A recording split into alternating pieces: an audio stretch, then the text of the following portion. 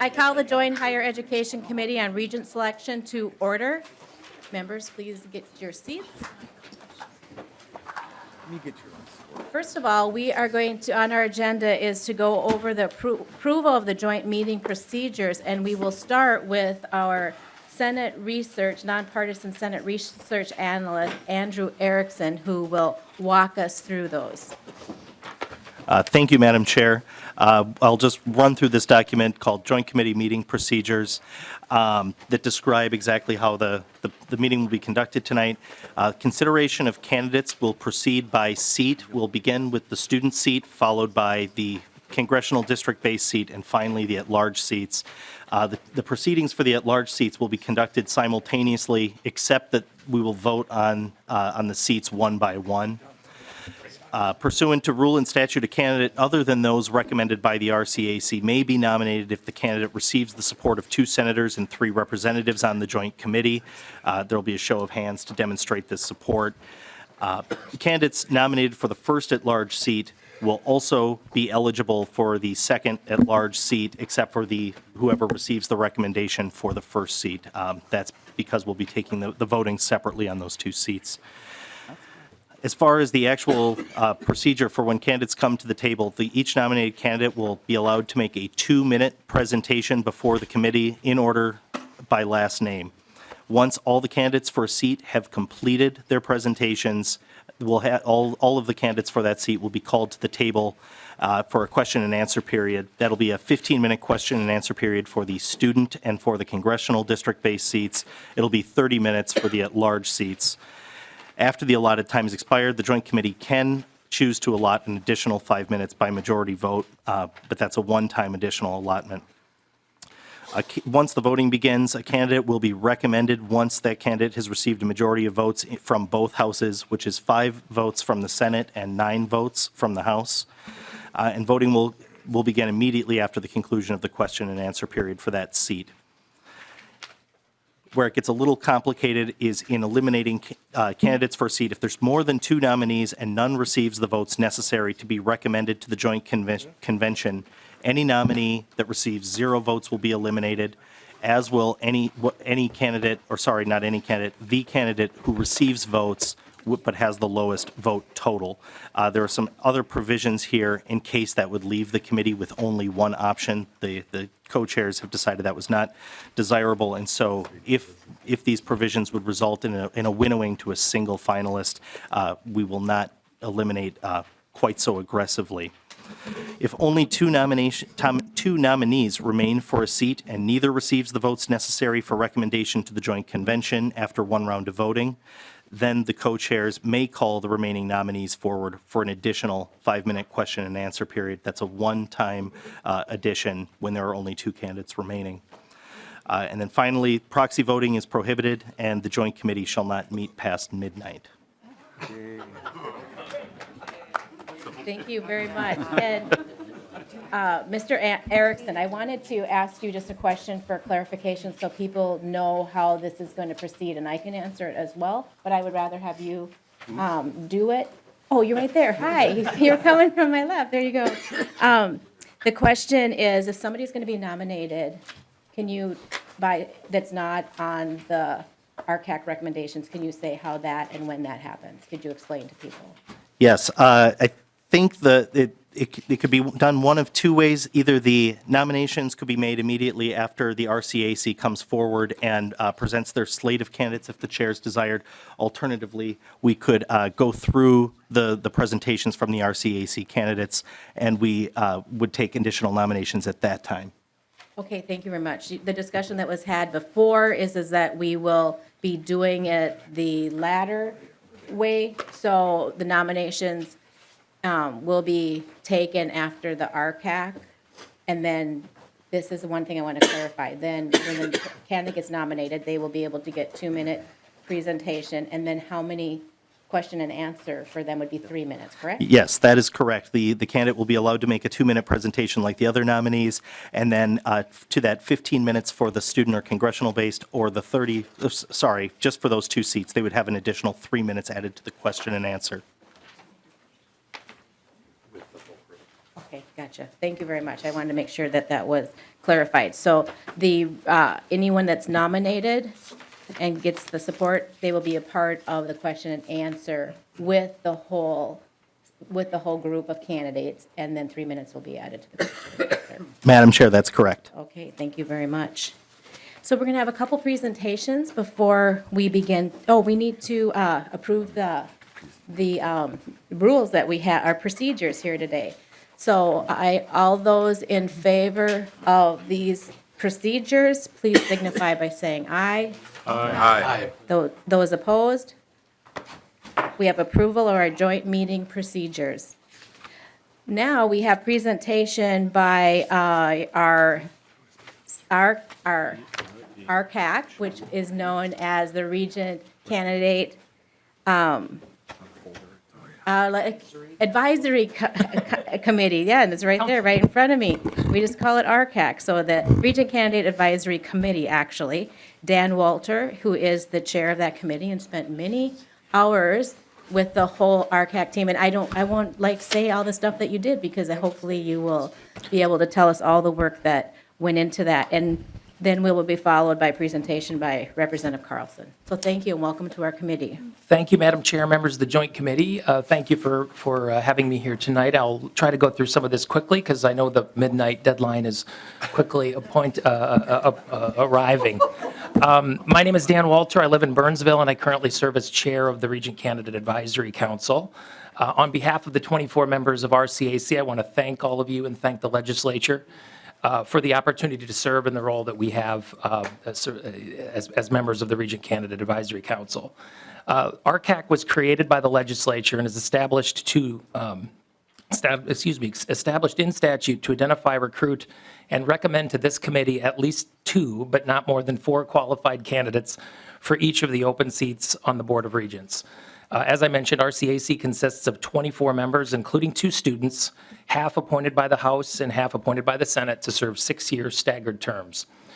The chair and minority ranking member of both the House and Senate Higher Education Committees are also members of the RCAC and participated in the selection process this year. I want to thank Chair Bernardi, Senator Anderson, Senator Kloss, and Representative Nornis for their outstanding participation in the work that we do at the Regent Candidate Advisory Council. We do our job every 2 years, but there's some very intense work, particularly the first week of or second week of January, which I know is when you all are getting sworn in. So it's kind of a busy time here. So we really appreciate their participation. I think it's good for the connectivity between our role as a Citizen Advisory Council and the legislature. The RCAC is supported by staff of the Legislative Coordinating Commission, and all RCAC meetings are open to the public and recorded. As you all know, there are 4 positions on the Board of Regents coming to term in 2019, 1 from Minnesota's 5th Congressional District, 1 student statewide at-large seat, and 2 statewide at-large seats. In preparation for the screening and recruitment process, the RCAC heard testimony from both House and Senate Higher Education Committee leadership, the state's chief inclusion officer and the chair of the Board of Regents. We formed a number of subcommittees that were created to carry out directives and make recommendations to the RCAC.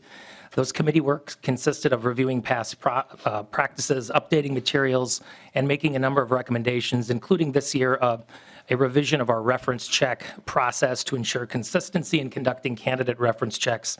And then we also updated the selection criteria for candidates. The RCAC began actively recruiting candidates in October of 2018.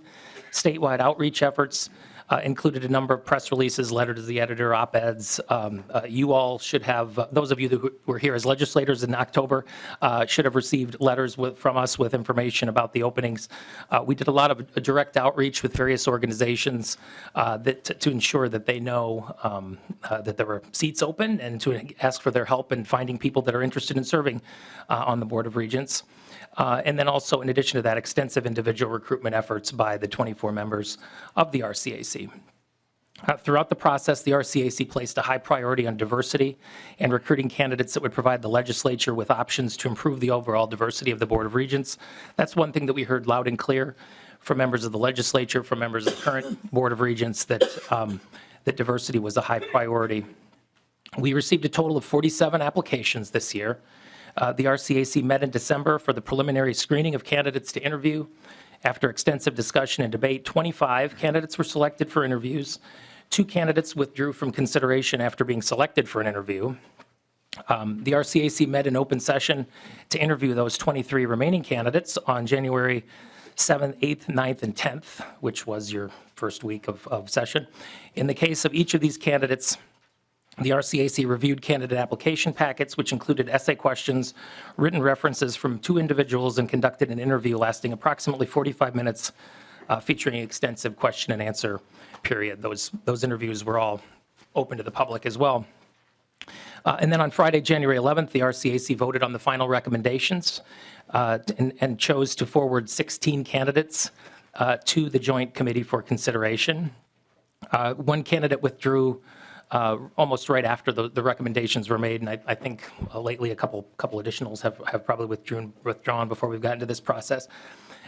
This list of recommendations is the first full slate of candidates to be recommended by the RCA since 1991, and I would say it's one of the most diverse in RCAC history. 75% of the candidates recommended are women or persons of color.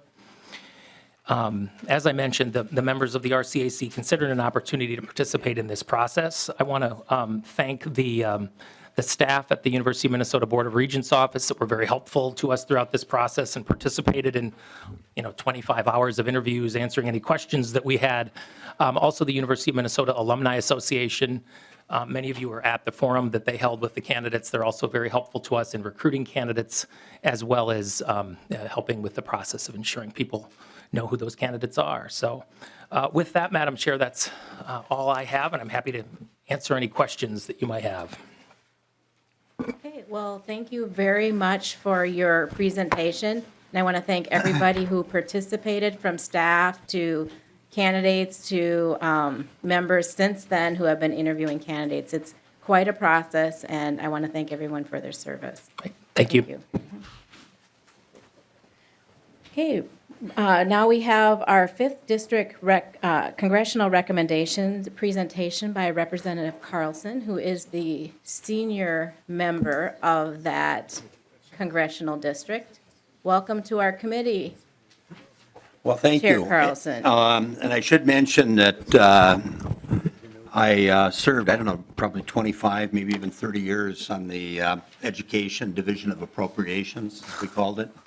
And one of our responsibilities was the budget for the University of Minnesota. Many of those years, probably at least half of them, I chaired the committee, so it's always nice to come back. Technically, I'm ex-official on the committee, but that means I don't have a vote here tonight. But I did play a role with the 5th District, and I was designated as the convener for the 5th District, as the senior member of the delegation, and was elected as the chair.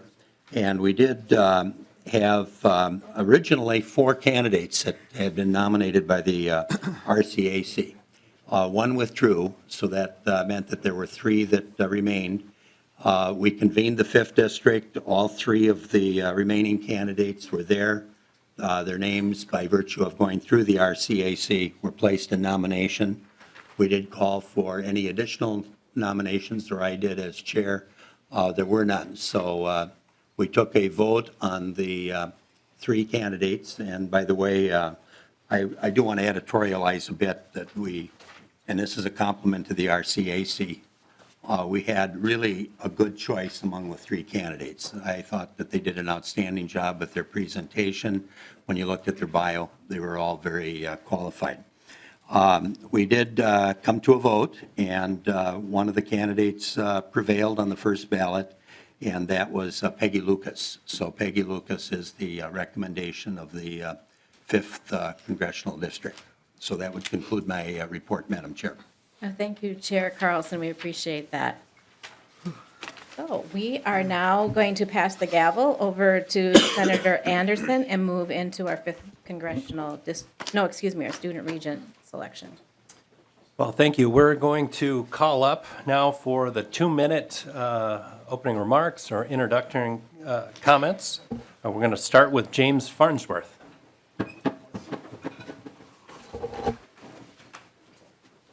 And if we can just have, we're going to go through the 2 minutes. You'll get a 10-second warning from Mr. Fossum here, and then a stop sign as well.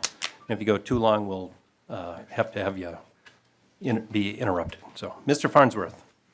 All right, good evening. Thank you, Chair Anderson, Chair Bernardi, and members of the Joint Higher Education, Finance and Policy Committee. Thank you very much for having us here tonight. First off, I really want to express what a true honor it is to be sitting here as a student running for this position. Benchmarking against our Big Ten peers from across the country, it's extremely rare for a student to be even going through this process for this kind of opportunity, let alone for a voting seat on the governing board of an institution like our university. So I just want to say it's a true testament, I think, to the value of student voice and representation in this process. And I'm really proud as a Minnesota resident to be able to even have this opportunity. So I'm running for this seat for 2 reasons. First, I believe that my on and off-campus governance experience uniquely qualifies me to serve as a regent. I've had extensive experience in not only on-campus student governance, but on a variety of nonprofit boards outside of the university and other governance leadership positions. I've learned the values of strategic planning, board-staff relationships, and most importantly, I've seen firsthand how important oversight and accountability is to good governance. The second reason I wanted to highlight is what an extremely important and exciting time it is for the university, as I know all of us in this room are aware of. With incoming President-designate Joan Gable and some combination after this process is over of 4 regents being elected to the board, as well as a new provost coming over the summer. I know in terms of in student government every day we feel that there's really a lot of opportunities here. There's opportunities for robust planning on the Board of Regents level. There's opportunities for student voice in the process. And I think especially the first year is going to be really important in terms of setting the tone for a lot of things. So that's part of why I'm running. I'm really excited in terms of what's happening in the university going forward. As a student, of course, I only have one opportunity to run for this seat. And based on all the things I've said and in many meetings with you individually, I'm looking forward and excited about being part of this process. So thank you very much. Thank you, Mr. Farnsworth. Next, we'll have Mike Kenyanya.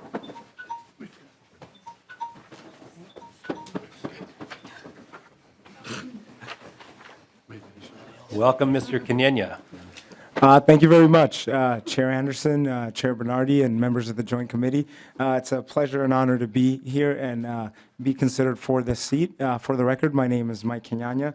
I am a student at the University of Minnesota Duluth, pursuing a bachelor's in business administration, and also having the honor of serving my second term as student body president there. A position like this, you could never fully get. It's continuous learning, and I think even current regents would say till the last day you're still learning and getting better at it. But to the extent to which I believe I'm prepared for this, I credit that to my year serving as student representative to the board, attending board meetings for a full year and sitting on the finance committee and being able to portray that student voice at that level and seeing how governance works at that level. The university faces a number of challenges or opportunities, depending how you look at them, and the chief of them is continuing to deliver world-class education while still making it affordable and accessible to Minnesotan students. The legislature has been a great partner in helping us offset tuition and limit it, but we also have to look at cost of attendance. Sometimes we hold tuition, but the fees and the books and everything else continues to go high, and I think that's something we need to address. The board also started strategic planning and system-wide strategic planning, but has not completed that. And I think that's going to be really key in helping the university identify what the state's needs are. We talk about being a land grant and serving the state, but we need to determine what those needs are and link that to what the university is doing and exactly how we're serving those needs across the state. And lastly, I'd like the university to continue emphasizing mental health awareness and also putting additional resources into sexual assault prevention. I'm looking forward to answering the questions from the committee members, and once again, thank you for having me. Thank you. Next, we have Sarah Kettering. Welcome to the Joint Committee, Ms. Kettering. Thank you, Chair Anderson, and thank you, Chair Bernardi. Thank you to the senators and representatives here today. I'm really lucky to have met all but 4 of you, and it ain't over till it's over, so I look forward to getting those last 4 and spending some time with you. My name is Sarah Kettering. I am currently a graduate student in the School of Public Health, studying community health promotion with a particular interest in aging and geriatrics. As I shared with many of you, that's inspired by the fact that my father had early onset Alzheimer's and recently passed away, and it's my dream to now go out and help others who are going through similar situations like that. Why I'm running for this position, I know that every other student has some type of dream, whether that is a career they see, a quality job when they graduate, being able to put a roof over their family's head in the future. It is all something that they have in their head, and I want to help make that a possibility for them. In addition, I think all students really do jive with the mission of the university, and that is for research and discovery of the truth. That is for making sure that we are teaching and learning those students and future leaders, and then finally, of course, sharing that with the state. And what I've loved learning from all of you is all of the extension programs and the various different ways every university in Minnesota is impacted in your county, all 87 of them. So it would be a real privilege and an honor to serve as a regent in a student at-large position, and I want to thank you for having me here tonight. Thank you, Ms. Kettering. Last of the RCAC recommendations is Joshua Preston. Welcome, Mr. Preston. My name is Joshua Preston. I'm a student at the University of Minnesota Law School. For the last 5 weeks, I've had the opportunity to tell you my story, and we've had an opportunity to talk policy, and we'll surely do so in the Q&A. But I'd like to talk a little bit about 2 principles that certainly have been very important to me, and I think that we need to see more of at the University of Minnesota. I believe in a philosophy of compassion and opportunity. I believe we're going to be judged by how we leverage power and privilege to uplift those around us. We live in a world where it's possible to try one's best and still fail, though rather than accept this as some law of the universe, it should force us to think more deeply about our institutions, our duties, and especially our presumptions. The experiences of life are not always worn on the body. We cannot feel in a handshake the fractures of poverty or hear always in one's voice the thunders of trauma and mental illness. We cannot see in one's footsteps food insecurity, and we can't always see the persistent struggle of navigating a world that frankly wasn't always made for you, or the feelings of placelessness that comes from the institutional failure to build, let alone march across the bridge between rhetoric and action. I decided to run for this position because my generation wants to see a university that celebrates diversity and inclusion, that couples recruitment with retention, that recognizes the cruelty of burdensome student loan debt, that believes 3 weeks of wait times for therapy is frankly inhumane, that takes seriously the crime of sexual assault, that celebrates the marketplace of ideas. And we want to see a university where we're always asking every single day, what are we doing to improve people's lives? What are we doing to uplift everyone? Regardless of what this committee decides, I hope we do not confine the discussion of the vision we want to have for the university to 15-minute meetings, despite how exciting those 15-minute meetings have been, but that we take this conversation of the university's vision with the utmost seriousness. If the university can change one life, it can change 50,000. And if it can do that, then it can change the state and it can change the world. Thank you very much for your time. Thank you, Mr. Preston. Members, are there any further recommendations for the student slot? Seeing none, we'll close nominations at our 4. If we can have our 4 student nominees come on up.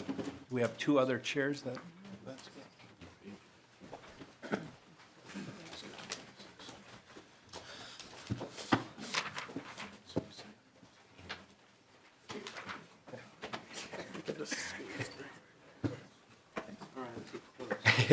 So candidates and members, we will enter into our 15-minute question and answer period.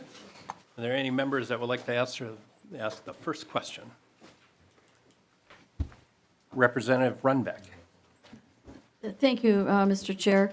I wanted to ask all of you, do you think the university can deliver a continuing high quality of education and still reduce costs at the institution? Can you do both of those same things at the same time? And we'll start with Mr. Kenyanya.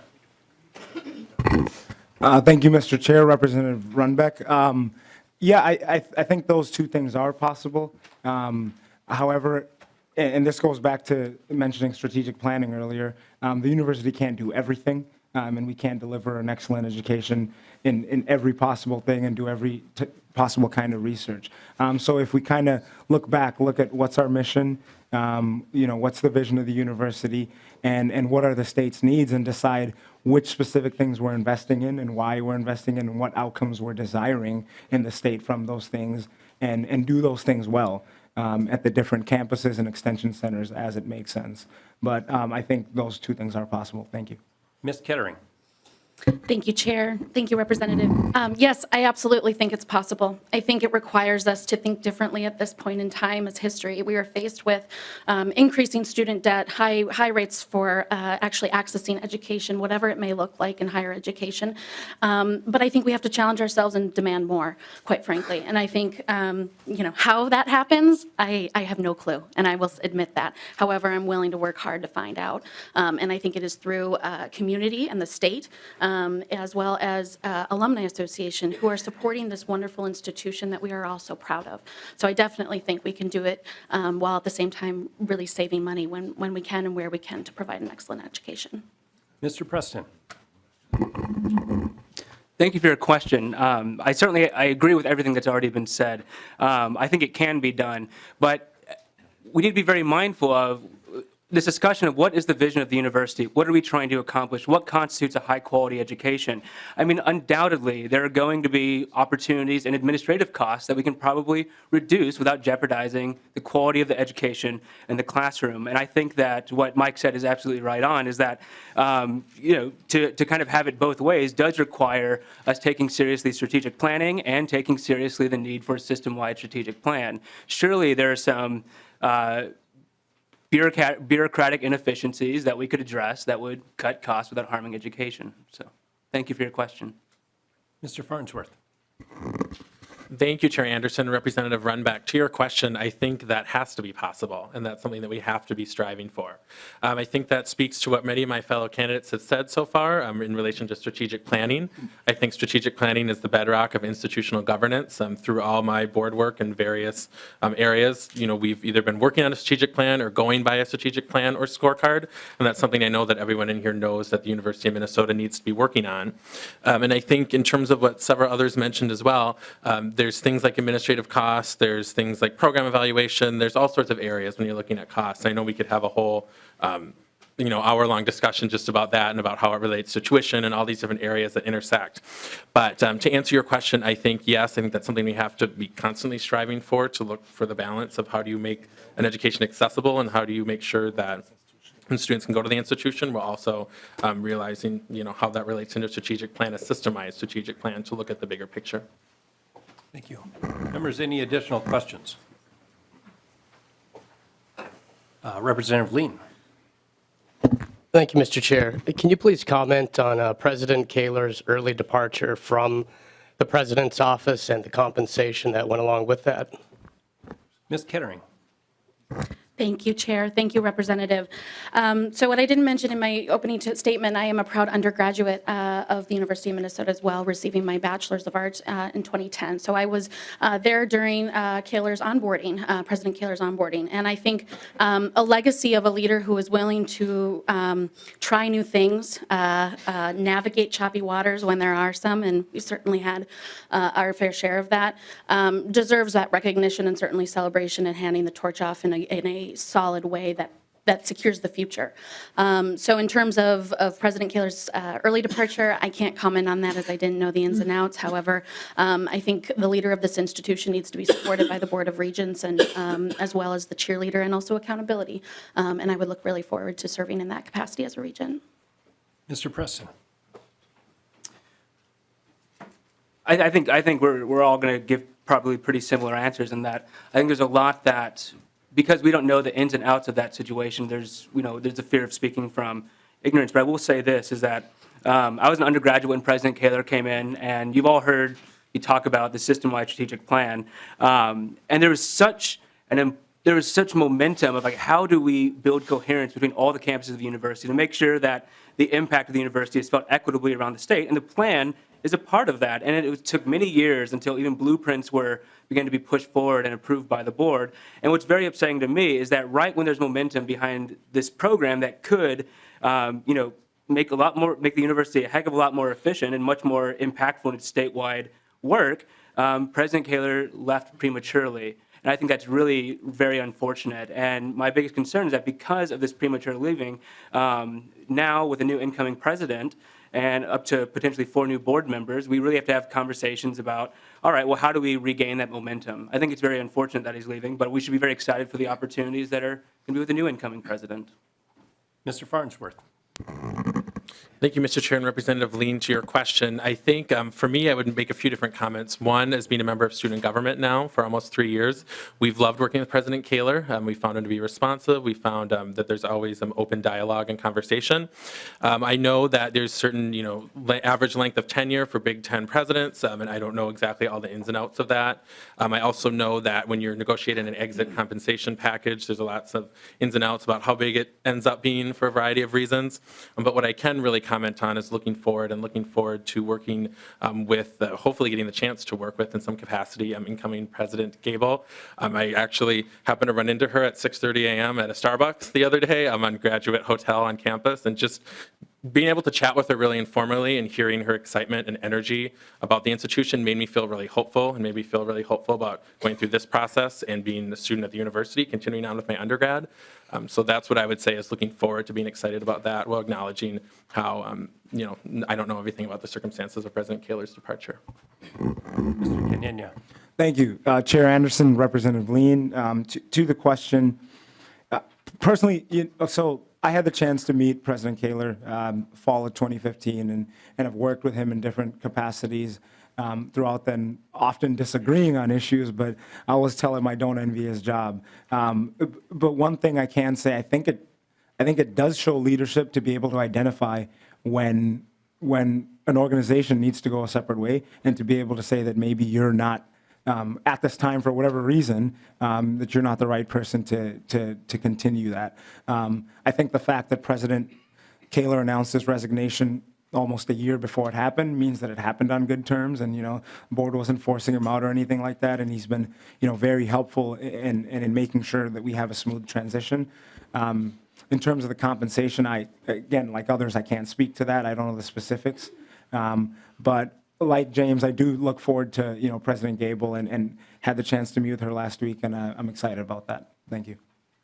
Thank you. Members, other questions? Senator Clausen. Thank you, Mr. Chair. Question that you were in a leadership position, and you were dealing with a very complex issue with a lot of differing opinions. Can you describe how you worked through that to reach a decision?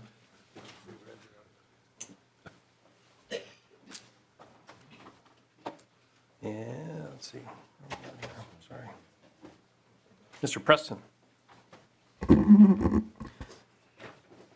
I think first and foremost, it's admitting and appreciating, sometimes even celebrating the depths of our own ignorance, that sometimes we don't know the solution to everything. But the cool thing about the university is that odds are there's an expert who's been working on whatever esoteric problem there is for 20-some years, and that's someone we can reach out to, and along with other stakeholders, and have the conversation of like, all right, which way is up on this problem, which way is down, and along in consultation with other leaders, other decision makers, saying, all right, we've identified the problem, we've identified some potential solutions, which solution best conforms with the mission of the university? So addressing a complex issue is, one, identifying the experts, bringing in the stakeholders, and not being afraid to deliberate.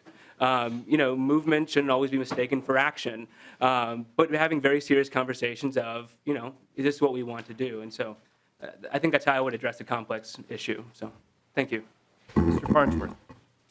Thank you, Chair Anderson and Senator Clausen, for your question. I think you really hit on something that we that I do every day in student government. We're dealing with all sorts of things with a very diverse group of students and colleagues that have differing opinions on things, as well as lots of, just doing governance is inherently working together to solve complex issues in a collaborative way. This is especially something I learned in middle school. I went to a middle school that focuses on consensus-based governance, so I learned a lot about that. And while the Board of Regents is not inherently consensus-based governance, that's a whole separate philosophy. That also taught me a lot as well about how to be collaborative, how to work with others. I tend to listen first and gather a lot of information, and of course engage in dialogue, and there's all sorts of various nuances depending on what the situation is. But for me, I would distill it to listening first, having conversations with the team or the board or the committee or whatever situation I'm working with, and then trying to make the best decision forward that's productive, that was reached in a collaborative way. Thank you. Mr. Kenyanya. Thank you, Mr. Chair, Mr. Senator. If you ask a question or bring up an issue, it's human to, everyone's going to have an opinion or initial reaction, and what you have to do is set that aside and not work from that. There's no room for hubris on the board or thinking that you know it all. To know is to know that you know nothing. To approach issues that way and then listen intently. I think sometimes we're all guilty of listening to respond rather than just truly listening. So listen to the other folks, bring in the experts, the university's full of them, and gather as much information as you can from all the constituencies and stakeholder groups, and then you make the best decision with that information. Thank you. Thank you. Ms. Kettering. Thank you, Chair. Thank you, Senator, for your question. First, I'm going to call you on speed dial and ask for that same advice about complex systems and solving problems. You all do that every day, and so I think acknowledging that it is an iterative process and a piece of art as well as science, and knowing that I'm not too humble to ask for help when needed. That's certainly something how I would approach a complex issue or problem, and certainly being a student at large, as well as a full voting Board of Regent. I think it's going to take that fine balance of seeking help where I need it and guidance, as well as bringing fresh ideas to the table, and doing that in a way where you bring all the stakeholders along through transparent communication, often communication, more communication, and a little bit more communication, which I know you are all familiar of. So I think it is critical to then really harpen on the mission. What is the mission of the institution and the university? Because that's something we can all get along behind. Thank you. All right, members, we have time for one brief question with about a 45-second response. Representative Franzen. Thank you, Mr. Chair. So you all have some pretty interesting political tweets out there, very vocal about your views. And so my question is, how do you plan on representing the viewpoints of those who don't share your viewpoints? And do you plan on being so vocal in the future if you are elected? Mr. Farnsworth. Thank you, Chair Anderson, Representative Franzen, for your question. I think that's really important, of course, in the age of social media and especially our generation. We all have backgrounds out there in various ways, and I think being trained and working in and studying HR, I'm very conscious of looking in people's backgrounds, especially when you're interviewing them for a process, and then kind of how that manifests itself moving forward, whether it's a job, whether it's this kind of position. For me, through just the work that I've done, whether it's in student government or in other governance, I think it's important to listen to all your constituents, and I think that's what I've done. That's important to me, acknowledging that there's students all across campus that have extremely diverse set of views, and then for me it would be not only students, but acknowledging that we have, we represent all citizens of the state of Minnesota. I'd be very conscious of that, and that would be very important to me. Mr. Kenyanya. Thank you very much, Mr. Chair, Representative. I think most of us have the misfortune of growing up in the era where we tweeted everything, and now figuring that out. But I think the board is a nonpartisan office, obviously, and everyone has political leanings, but you have to be conscious of that. And kind of like the last question we talked about, taking all that input. And you're representing a constituency and representing all those thoughts and viewpoints of the others, and being able to set yours aside first requires being aware of them, and to make sure that that's not creeping in and influencing that. But yeah, that's how I would handle that. Thank you. Ms. Kettering. Thank you. Thank you, Chair. Thank you, Representative. I think it's a really important question that we be asking ourselves, especially at this point, as we continue to see generation shift in the workforce. I view it as something in terms of, just like I will have to reckon with something, and I've put it out there and my name's attached to it, and so I stand by that, and I'm willing to have transparent conversations again and communication about it, what you learn, what you don't learn, and what you wish you'd learned yesterday. But I also think it's something we need to be cognizant for our students as well, because they're entering a workforce where you can look up their LinkedIn, their Facebook, their Twitter, and we have to be really looking how to reckon with that. Thank you. Mr. Preston. I think first and foremost is recognizing that if, regardless of who's selected to serve on the Board of Regents, adopting the professionalism and engaging in the standards that are befitting for a board. And that does mean, being very conscious of what are we sending out into the world through social media. Now, to the question of how would one be able to represent other people of differing viewpoints, is I think it does require going out and actually engaging with people and having conversations. One thing that I'm very conscious of, being from greater Minnesota, being at the Twin Cities, is knowing that there's a lot of diversity in the world that includes the diversity of political opinions, and making sure that we aren't just meeting with student governments, but also going out and finding other students who, for whatever reason, don't feel like they can participate in student government, and making sure they still have a voice that has value. Thank you. Members, we've come to the end of our question and answers, so we're going to move to the vote. And in this round for the students, the Senate will vote first, then the House, and then we'll flip on the next round. So for the Senate side, Ms. Bakke, when you're ready, please take the roll. Chair Anderson, Kenyanya. Senator Clausen, Senator Abler, Kenyanya, sorry. Senator Cohen, Preston. Senator Draheim, Kenyanya. Senator Isaacson, Preston. Senator Jensen, Kenyanya. Senator Miller, Kenyanya. Senator Newton. Kenyanya.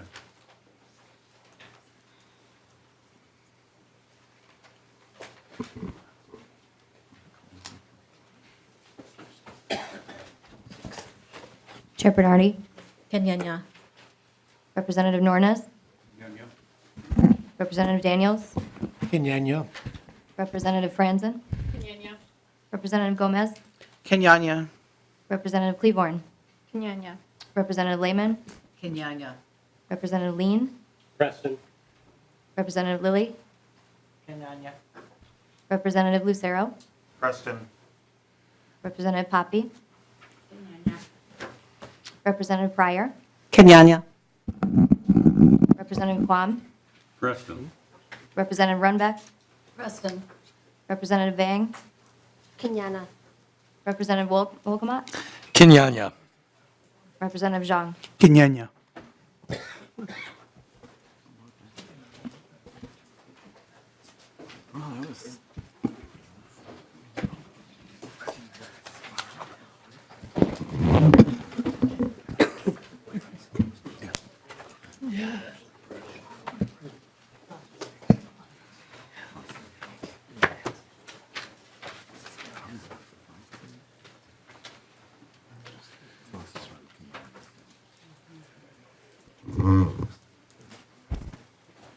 So members, we have a recommendation.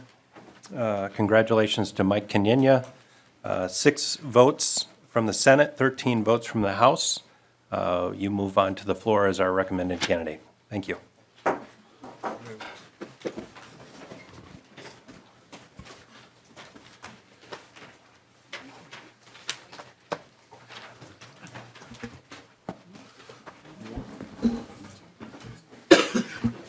Just want to make sure we recognize just 4 exceptional student ambassadors and ambassadors to the university. So thank you all for continuing your passion for the university as well.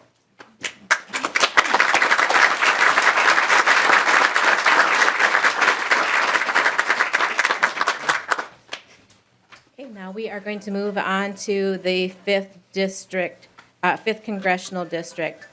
And the recommendations from the RCAC, we will invite down to the table, which is Allison Varman. Peggy Lucas and Janie Mayron.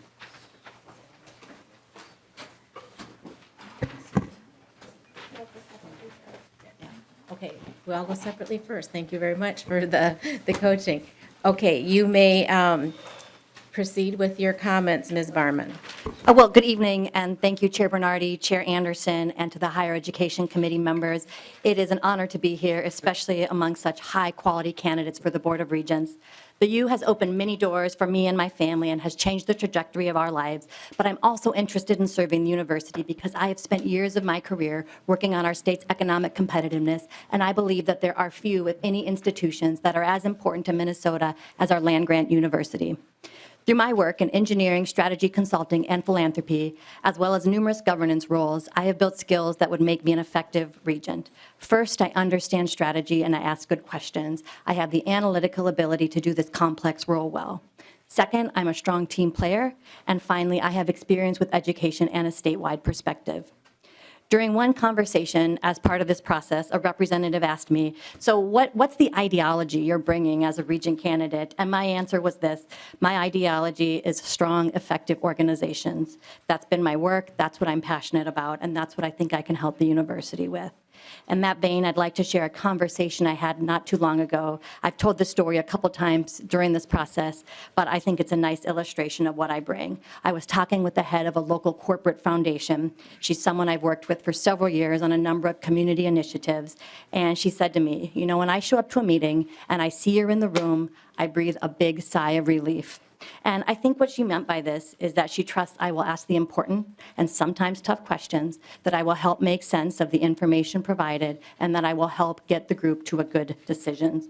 And if I were to serve as a regent, I would work my hardest to make sure that my fellow regents, that the legislators, and that the concerned people of Minnesota feel the same way. Because this is an exciting time for the University of Minnesota with many critical challenges ahead. The need to keep the U accessible and affordable while maintaining a world-class education, to continue efforts to increase diversity and inclusion, and to pursue new trends in learning and higher education. Most exciting, we have a new president-designate who needs a diverse and strong board she can rely on. Thank you. Thank you. Our next candidate is Peggy Lucas.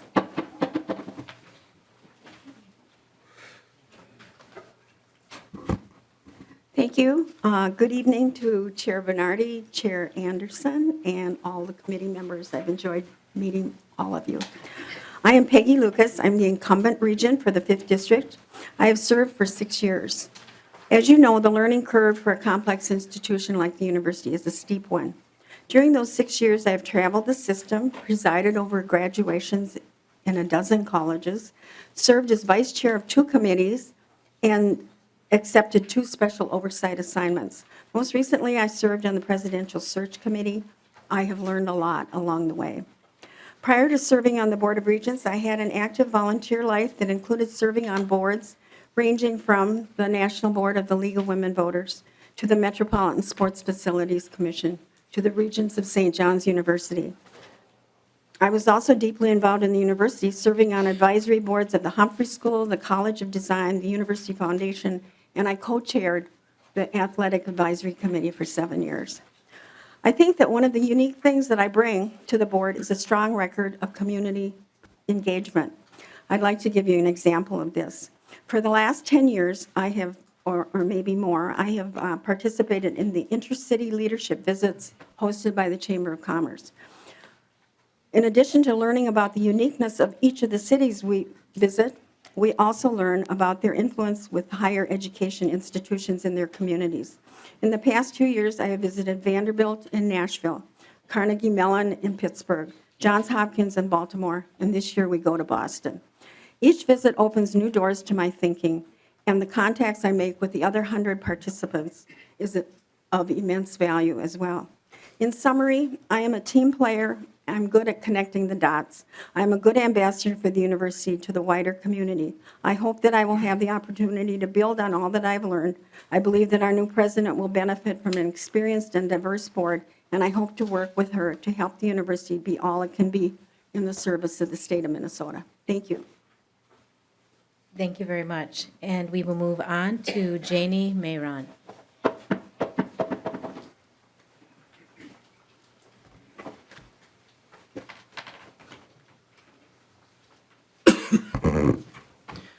Co-chairs Bernardi and Anderson and members of the Joint Higher Education Committee.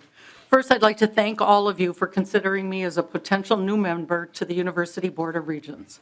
I'd also like to thank you for taking the time to share with me your cares and concerns about the university and the board, and for allowing me to share with you my connection, loyalty, and passion for the university, along with my qualifications to be a regent. As you are all familiar with my background and experience, I will not repeat it here. I will only state that I believe that my expertise in resolving disputes as a federal magistrate judge would be of great assistance to the Board of Regents in addressing the myriad of issues it confronts.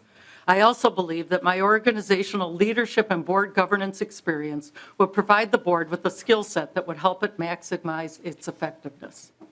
As I have moved through this appointment process, I learned much that is working well at the university. But at the same time, I also heard about areas where there must be improvement.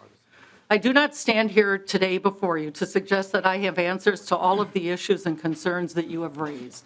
But through numerous leadership positions on boards and all types of organizations, I have many years of experience in working out solutions to difficult problems and mediating solutions that work for all parties involved. In addition, if a historical perspective and continuity of handling issues into the future is important, the board has 8 current board members who can provide that institutional history and continuity. At the same time, if improvement is what is needed and a fresh perspective and willingness to take on leadership positions to facilitate those advances is what is required, then I believe I'm particularly well qualified to serve as a regent for the university. In conclusion, I believe the university needs a board that, with its new president, can meet the countless challenges involved in providing a superior education to all of our state citizens. With my background, temperament, and skill set, and my willingness to accept leadership positions on the board, I believe I can add value to the board and ultimately the university and the state. As my husband reminds me, if you want change, you have to make Mayron, change. your time Thank is you. up. Thank you. Now I'm going to ask if there's any nominations for further recommendations. Madam Chair? Representative Gomez. Thank you, Madam Chair. I would like to place into nomination Dr. Abdul Omari. Okay, we have another candidate that's been put into nomination. We need to get 3 members from the House to support that total, to support the nomination. Is there anyone else in the member of the House who would like to support that nomination? Madam Chair, I second that Yes, nomination. Representative Vang, second. Okay, recommends Dr. Omari for candidate. Anyone else? Representative Zhang. Representative Zhang, Yeah. what, you can tell us. You Do might I as well need say a it third or verbally. second? Second. Just Second say- nomination. You want to, okay, you want to put Dr. Omari into via recommendation. Okay, so now in the Senate, we need 2 people. Representative Isaacson. I nominate Oh, excuse me. Representative. Oh, we're supposed to do a show of hands, so, excuse me. So I'm just want to make sure I'm following this procedure properly. So instead of asking for each recommendation, say, is there a show of hands for recommendation? Okay, thank you very much. Okay, so is there a show of hands in the Senate for 2? Okay, we have recommendations that meets the requirement by both the Senate and the House. And so, Dr. Omari, you are placed into nomination for the 5th district, a congressional district. Are there any other nominations for the 5th congressional district? Seeing none, Dr. Omari, you have 2 minutes to make your presentation. Good evening. Thank you, co-chairs and members of the committee.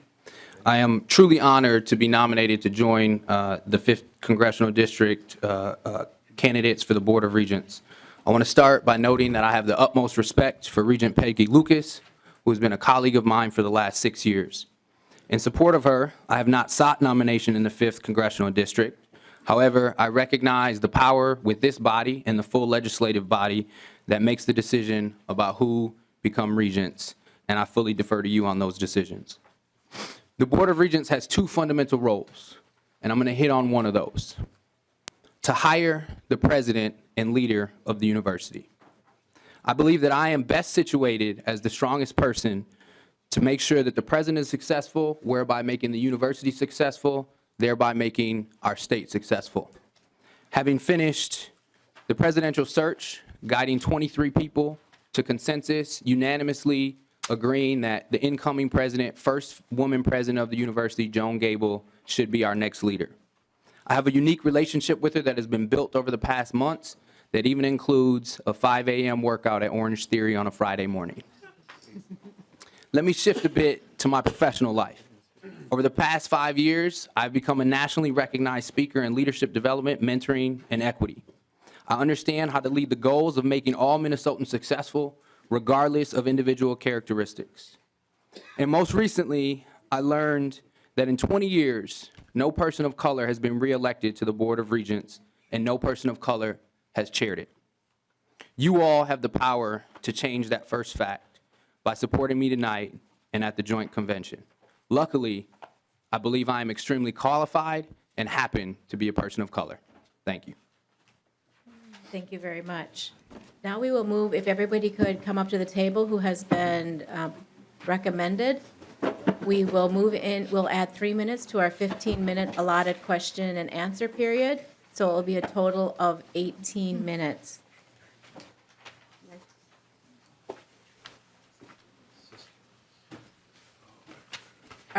Do members have questions? Representative Poppy. Thank you, Madam Chair. I do have a question. Dr. Omari just talked about being a person of color and how that would be important in this position, but not everybody who sits before us is a person of color. So I would just like you to talk about your experiences, which would help to show your ability to understand people of color and what that would mean to you as a member of the Board of Regents. Thank you. And we will start with Dr. Omari. Thank you, Chair, and thank you, Representative Poppy. In my work, what I do is I attempt to help people better connect first with themselves and then with other people. And that demands that we look at our experiences through life and explore the ways in which we operate and where that comes from. And in that light, then we can have the opportunity to better interact with other people. And so I facilitate conversations all the time through seminars, keynotes, and leadership development that do exactly what you're talking about, which is approach things from an empathetic standpoint so that we can better work together and move things forward to a common goal. Thank you. Ms. Mayron. Thank you, Representative Poppy. While I'm not a person of color and I'm not a person of indigenous background, I have experience and I know what it feels like to be marginalized for attributes that one is born with or isn't born with, and what it takes to be a change agent to deal with that marginalization. As a woman, I experienced firsthand being one of the very few women that entered law school at the University of Minnesota many years ago, being one of the first woman in my law school. Actually, there were very few women who actually stayed in the legal profession and was one who stayed in all the way through to retirement. I went through being the first woman in my law firm when I joined the law firm, and 4 years later, I was still the first woman when I left that law firm. I remember when I couldn't walk through the front door of certain institutions. I had to come through the back door. And the point is that throughout my career, because I experienced marginalization and because of who I am, I have worked very hard as a lawyer, as a judge, to hire, to retain, and to advance women and persons of color and ethnicity throughout my career. And I would be doing that if I were a regent here for the University of Minnesota. Thank you. Thank you. And Ms. Lucas. Thank you. I was born in China, and I came here as a refugee when I was 4 years old, flying over the Himalayan mountains, actually, because that was the only way out. I went back to China and then came back as another refugee experience in 1949. So when I came here, I lived in Northfield, Minnesota in the 1940s, and believe me, nobody looked like me. People would say, you know, who's she, where'd she come from, and so forth. But I worked through that. And by the time I graduated from high school, I really felt like I was on an equal par with everybody. And my parents were college graduates, and I didn't operate from some of the disadvantages. In my career, I've done a lot with affordable housing, and I've also served in the Peace Corps. I've spent a lot of time looking at things through other people's eyes, and I'm happy to continue to do that. Thank you, Ms. Barman. Thank you, Chair Bernardi. Thank you, Representative, for the question. Diversity, equity, and inclusion is a super important issue, and in my work at the Bush Foundation, which is my day job, many of our grants, many of our programs are focused specifically on communities of color and indigenous communities. So we have done a lot of personal and organizational development on how to work, how to bridge, how to adapt, how to help see and understand other people's perspectives. And I personally believe that's really important and takes work to know how to do that really effectively. In addition, I'd point out that almost all of my governance roles, my volunteer work, has been to address achievement gaps and related issues. So that's also an issue that's very important to me and I have experience with. Thank you. Okay, thank you. Other members? Representative Runbeck, did you have a question, or do we go to Representative Lehman? We can. Representative Lehman. Thank you, Chair Bernardi. So generally, when you are looking to join a board, you have some ideas of things you'd like to change. You're all here because you're supportive of the University of Minnesota. You want to be part. 2 of you have already been a part of the board. 2 of you are new, coming in new. I'd like to hear from each of you if there was one thing when you're done with your 6-year term, if there's one thing you could improve or change, what would that be? And we will start with Ms. Barman. Great. Thank you, Chair. Thank you, Representative Lehman, for the question.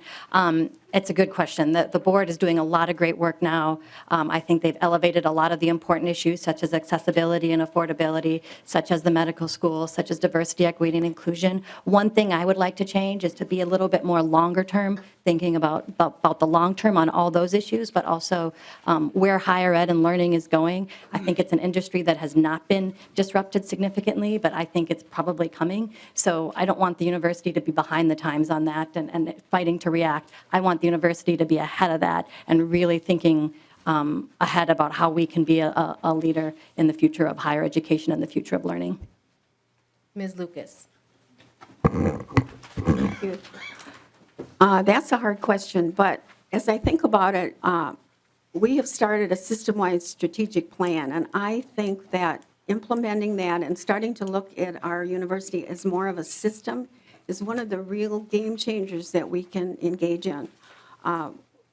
I think thinking of the university as not 4, 5 individual entities, but as a system that works together could really change affordability. It could change the way we administer, and it could be good for the students and for the people in Minnesota because everybody would be part of the University of Minnesota. Ms. Mayron. I think if the one thing I would like to see, I don't know if I would say change, but I would like to accomplish is to make sure that we successfully onboard our new president. And I say that because I think the success of the university is driven by leadership, and if our leadership can be successful, then I think our university can be successful. And I think it is absolutely critical that she be onboarded, supported, and that with the Regents, we can really work to address all of the issues and challenges that the university is currently facing. So successfully onboarding her and giving her the support she needs to lead this university is something I would very much like to accomplish, and hopefully in less than 6 years. Dr. Mari. Thank you, Chair and Representative Lehman. I think something that would get at a lot of what we're hearing, and this is something that I would love to push and have try to, is to require all members of staff and administration that are dean and above to teach an undergraduate course. And I think that if we get back to the root of what we do, which is to serve students and educate them, and we had all those that are in administrative roles from a dean and above to teach an undergraduate course, we would tackle and check off many of the things that we hear being talked about today as far as improving the institution. Thank you. Thank you. Then we will move to Representative Lean. Thank you, Madam Chair. Can you each share your thoughts about President Kaler leaving the President's office early and the compensation he then received? We will start with Ms. Mayron. Well, the short answer is I don't feel like I have enough information to comment on it as someone from the outside. So if I were on the board, and those are the kinds of things, the hard questions I would be asking as to why he chose to leave, when he left, and what it is we're trying to accomplish with the compensation package that he ultimately received. But to be honest, I don't feel like I have the facts to be able to comment or really offer an opinion. I'd love to. That's what you do when you're a judge. It's what I do every day in my life. But it requires information, and I feel like I'm lacking it, and I would be giving you just a off-the-cuff reaction, and I don't think that would be appropriate for me to do. So I can tell you the process I would go and the kinds of questions I would be asking as a regent if you have your senior officer, in this case the president, leaving. But I can't comment on what happened in the past. Dr. Omari. Thank you, Chair and Representative Lean. We had the chance to talk a little bit about this in your office. I think first and foremost, the president made the decision that was appropriate for him to leave a year before his contract was done, which significantly exceeds the average tenure of a president, even though he left after 8 years and not 9.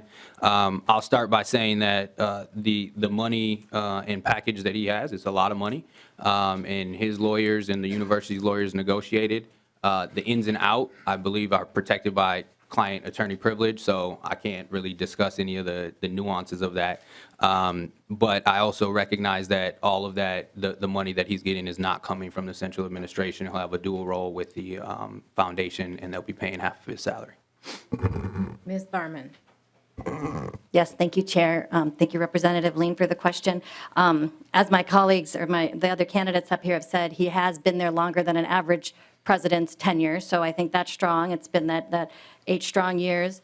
And I do think if a president's ready to go, one thing, I wouldn't want him hanging around and retiring on the job. So I think I respect that he stepped down when it was the right time for him, and presumably the Board of Regents, kind of came to that agreement with him. And now we have a very exciting opportunity for a terrific new leader to come in and lead the next chapter for the university. So that feels really good to me. Again, like the other candidates have said, I wouldn't have all the information to know why or what decision was made on the compensation. But clearly, as a regent, I would want to ask a lot of tough questions on that and make sure we are being as financially responsible to the state as we can with those resources. Thank you. Thank you. And then Ms. Lucas. Thank you, Chair Bernardi, Representative Lean. I agree. The president had been there 8 strong years, but it was time to turn the page, and everybody realized it. And the value of a smooth transition, I don't think can be overestimated. We can argue about the money, but the smoothness of the transition, I think, is very valuable. We're in the middle of a $4 billion campaign. The president has been particularly effective in philanthropy, and having him stay on a year to finish some of the relationships that he started and some of the projects that he thinks he can reel in has a value. So it's a lot of money, I agree, but I think the smooth transition and the fact that we're going to have a good, peaceful transition is worth it. Thank you.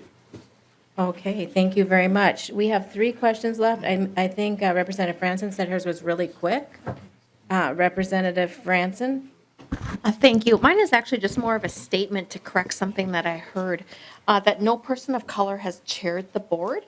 In 2012, Wenda Moore was interviewed by History Makers, and what she made history with was that in 1973, she was appointed by Governor Wendell Anderson to the U of M, to the Board of Regents, and became the first African-American chairperson of the board, and she held that position from 1975 to 1982. So I just wanted the members to know that. Okay, and so Representative Quam, you can go next if your question is quick, and we get 30-second answers because we have one more question. How would you help with gender equity at the U? Okay, we will move to Ms. Lucas. Thank you, Representative Quam, Chair Bernardi. I think in many ways, the university's taken giant steps in gender equity. I'm particularly familiar with Title IX and the equal opportunity in athletics. And the policy of the board is definitely without exception that we will pay attention to that and abide by the rule. Ms. Barman. Thank you for the question, Representative. Thank you, Chair. I think diversity of all kinds are very, very important. I think gender equity is, of course, very important, and I would want to think about the University of Minnesota's role as an employer, who they hire, as an educator of students, and how are we doing that equitably, and as a procurer of goods, right? While buying a whole lot of services and goods, so thinking about women-owned businesses as well. So I would want to ask those questions and be sure they're elevated at the Regent conversation. Thank you. Dr. Omari. Thank you, Chair Bernardi. I just want to note that I said in the last 20 years there has not been a person of color to chair the board. Thank you for that. I know Wenda Moore very well and her entire family. I think from a student perspective, the number of women is higher than the number of men, but as we look at equitable opportunities, we need to be thinking about not just equality from the numbers, but is everybody having the right opportunities that fit them to be successful at the university, and that's what equity really is. Thank you. Ms. Mayron. As a new region, I would want to do a deep dive into that to make sure I understood what the issue is and what the university's track record is with respect to attraction, retention, graduation opportunities for not only persons, gender, based on gender and other issues of diversity as well, and be able to find out what the best practices are, whether other institutions are, and hear from our administration about what they've done in the past and what do they propose for the future. Thank you. And Representative Gomez, you're under the same thing. Please ask your question quickly, and we'll get 30-second answers from each person. Thank you, Madam Chair. I wonder if you can just briefly discuss the need as a board of regents and as individual regents to both support the new president and also kind of provide a check to that person in that position. Dr. Omari. Thank you, Chair and Representative Gomez. I follow the monarch that support is support and challenge. And so I constantly support when necessary, but then also challenge in ways that are going to provide the opportunity for any leader, whether it's the president or in my professional life, to be thinking deeply and critically about what it is that we want to accomplish and how we get there in the most equitable and efficient way. Thank you. Thank you. Ms. Mayron.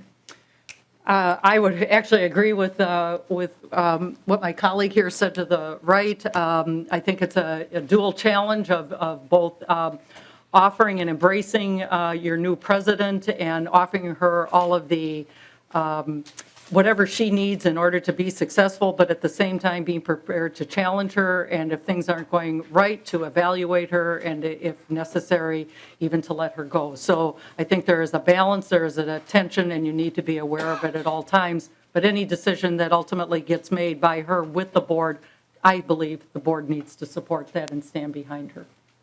Ms. Lucas. Thank you. I agree with the support and challenge. I think this new president shows every possibility of becoming the kind of president that will, she talked about headroom, that can elevate the university and fill up some of that headroom, but we need to support her, and we also need to make sure that she is challenged when she needs to be. Ms. Barnum. Yes, thank you for the question, Representative Gomez. I think this is really the crux of governance. How do you both support but truly challenge, like my colleagues have said? But as a regent, we are obligated to do the best for the university, not the best for that president. I think often the best way to get the results is to work with the leader and try to be supportive as you can, but not at any cost, right? When you need to go in a different direction and you need to call out those challenges, it's really critical in the governance role that you're comfortable doing it, and you do effectively do that. Thank you.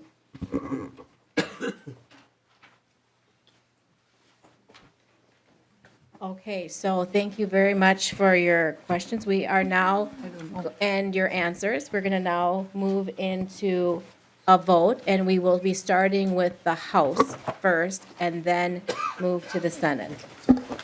So please take the roll. Chair Bernardi, Lucas. Representative Nornes, Lucas. Representative Daniels, Lucas. Representative Franzen, Lucas. Representative Gomez, Omari. Representative Cleavorn, Lucas. Representative Lehman, Mayor on. Representative Lean, Mayor on. Representative Lilly, Omari. Representative Lucero, Lucas. Representative Poppy, Maron. Representative Pryor, Lucas. Representative Quam, Barman. Representative Runbeck, Barman. Representative Vang, Omari. Representative Wolgamott, Omari. Representative Zhang. Omari.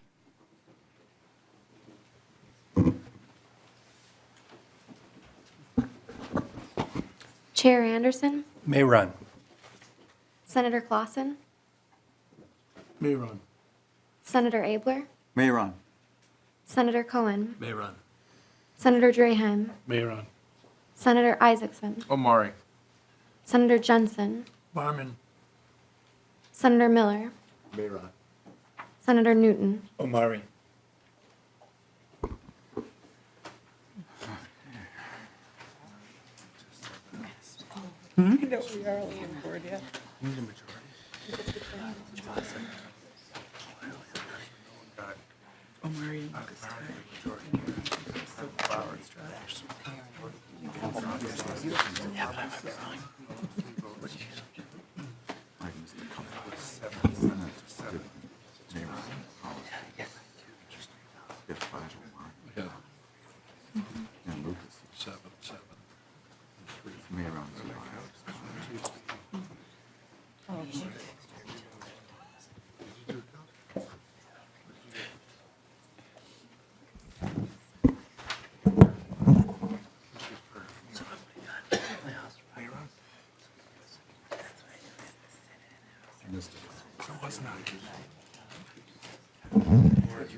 Okay, by the rules, we were not successful in reaching a majority, so the candidate with the least votes is dropped, and that is Allison Barman.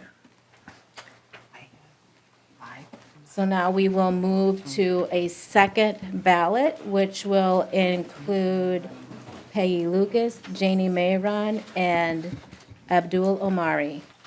Madam Chair? Madam Chair, Yes. can you announce the vote totals, please?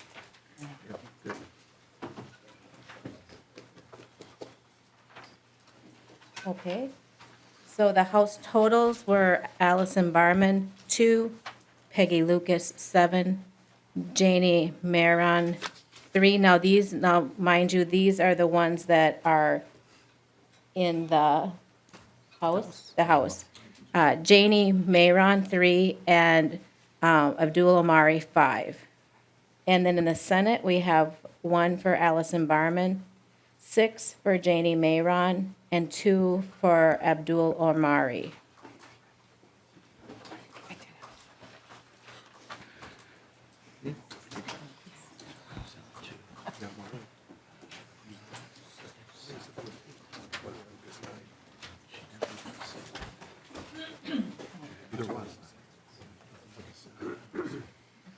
Yep, so we're going to move, okay. We will be moving to a second ballot momentarily. And Purple and red. we're just gonna, what's that? Okay. I was hearing commotion over the side. Just 1 second, please. We'll have the LA call the roll. Well, this is. Chair Bernardi, Lucas. Representative Nornes, Mayor on. Representative Daniels, What? Mayor. Representative Franzen, Lucas. Representative Gomez, Omari. Representative Cleavorn, Lucas. Representative Lehman, Mayor on. Representative Lean, Mayor on. Representative Lilly, Representative Lucero, Lucas. Representative Poppy, Maron. Representative Pryor, Lucas. Quam. Mayron. Representative Runbeck. Mayron. Representative Vang. Omari. Representative Wolgamott. Omari. Representative Zhang. Omari.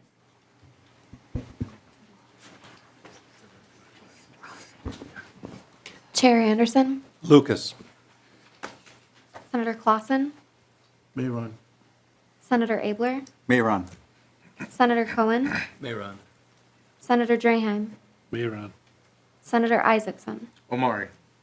Senator Jensen, Mayron. Senator Miller, Mayron. Senator Newton, Omari.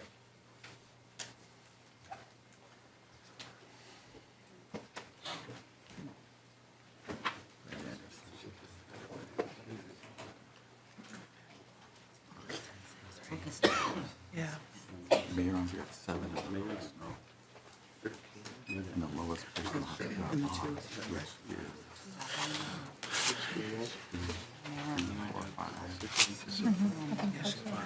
Yeah, she's 16. Yeah. I missed one of them on the House. Yeah. Didn't hear what he said. Yeah, no, 7 for Omari. 5. Oh. 5. There's 9 of them, so yeah, you need 5 of them. And then you need Me too. Hey, outside. Anderson can just stay. Yeah. And there are 18 of us, you need 10 of us. Also, Lucas has switched to Mayron, which Wish I could have gotten more. Omar's got 13 votes, right? Hmm? Oh, you need 5. Oh, and she got 10 of us, so 10 from the House. Franson.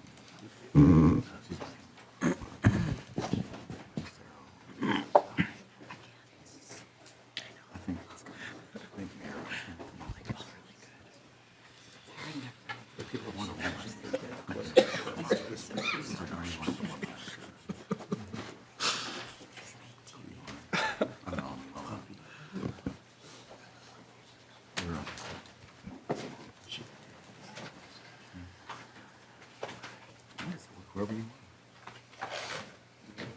Okay, so I will read off the total of both the House and the Senate for our candidates.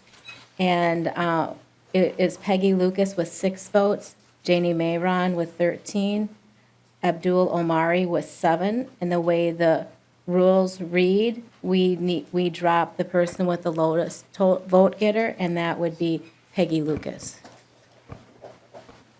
So we'll do a third round of balloting, and the ballots will be between Janie Mayron and Abdul Omari. Chair Bernardi. Omari. Representative Nornes. Mayron. Representative Daniels. Mayron. Representative Franzen. Mayron. Representative Gomez. Omari. Representative Cleavorn. Omari. Representative Lehman. Mayron. Representative Lean. Representative Lilly. Omari. Representative Lucero. Mayron. Representative Poppy. Mayron. Representative Pryor. Omari. Representative Quam. Mayron. Mayron. Representative Runbeck. Mayron. Representative Vang. Omari. Representative Wolgamott. Omari. Representative Zhang. Omari.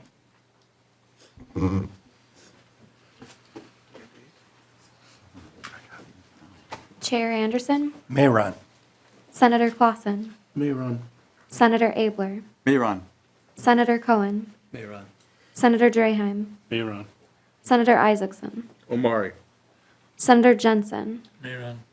Senator Miller, Mayron. Senator Newton. Omari. 16, she could have gotten.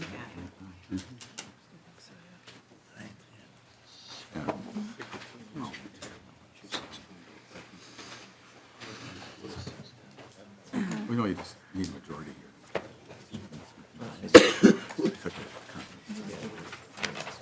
So it's Mayron. 9 to. 9. Just 9. That means there'd be a Says before nominations. Yeah.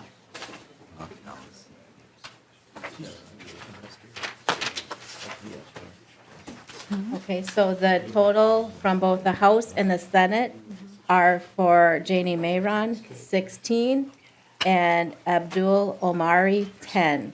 So, and Janie Mayron has the majority vote, so she moves forth as a recommended candidate in the 5th Congressional District. I want to thank all of the candidates for participating in this and for all the time and effort that you have put into it. With that, I'm going to pass the gavel over to Chair Anderson. House caucus. Thank you, everybody. We are now moving into the at-large. So we've got 2 seats, but what we're going to do is we're going to go through all of the introductory comments from each of our candidates. We'll open it up for additional recommendations, but we will start. We've got a couple special circumstances here. Susan Adams Lloyd is actually via phone, so once we get to her, we will put her on speaker and have everybody listen there, and then we'll proceed. Have you been on higher? We're just going to check for, okay, we'll wait. This is painful. First candidate is Lynn Abramson. Good evening, Chair Bernardi, Chair Anderson. Thank you all for the time that you've spent in meeting with me, and to all of you, thank you for your strong consideration of all the candidates. It's been an interesting process so far. Since you know me and you've seen my bio, I just wanted to highlight a few things that I think are relevant to my candidacy. First, my capstone experience as CEO of a billion-dollar organization, Hennepin County Medical Center, and my leadership in successfully changing the governance model for this public institution with multiple stakeholders. Managing a budget while leading through ambiguity has been my calling card. My extensive career in healthcare, I know the business of healthcare, and the University of Minnesota is in that business big time.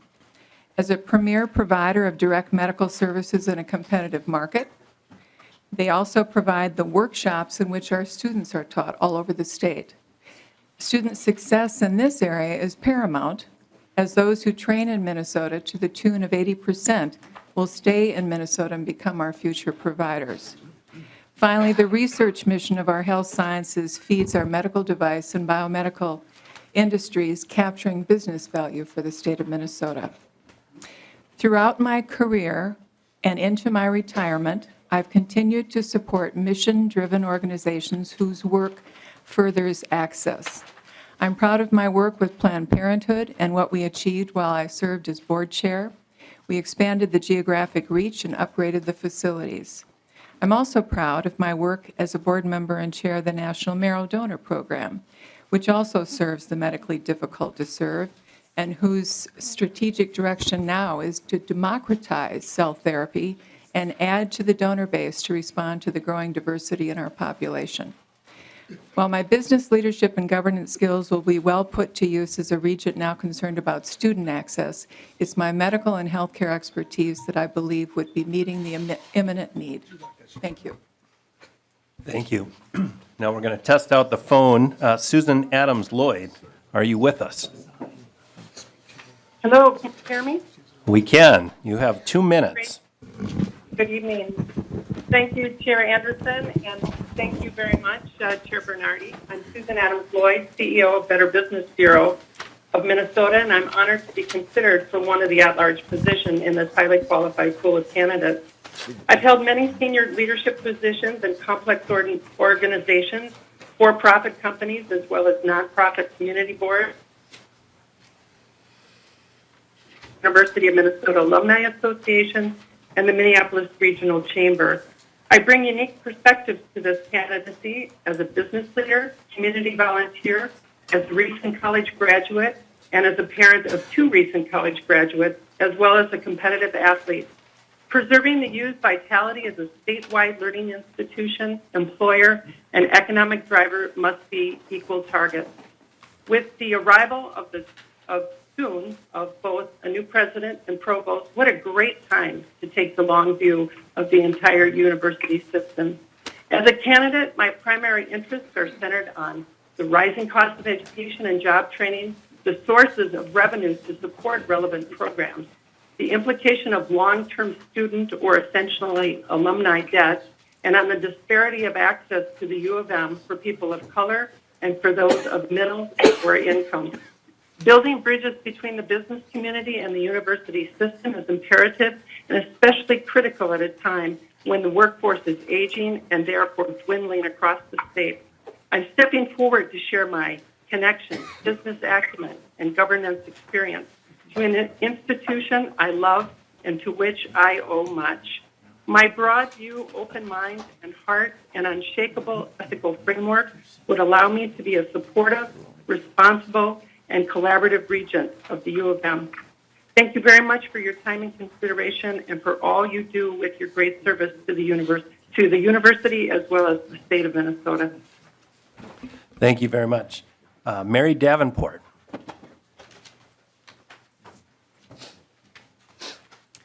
Chair Anderson, Chair Bernardi, members, thank you for the time and attention you've given this process and my candidacy.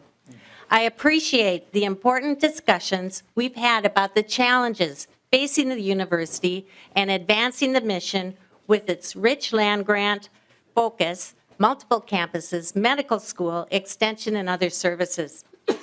In many of these discussions with legislators and others, I have talked about ideas aimed at preserving and growing the assets of the university and maintaining its relevance in a rapidly changing world fraught with huge challenges.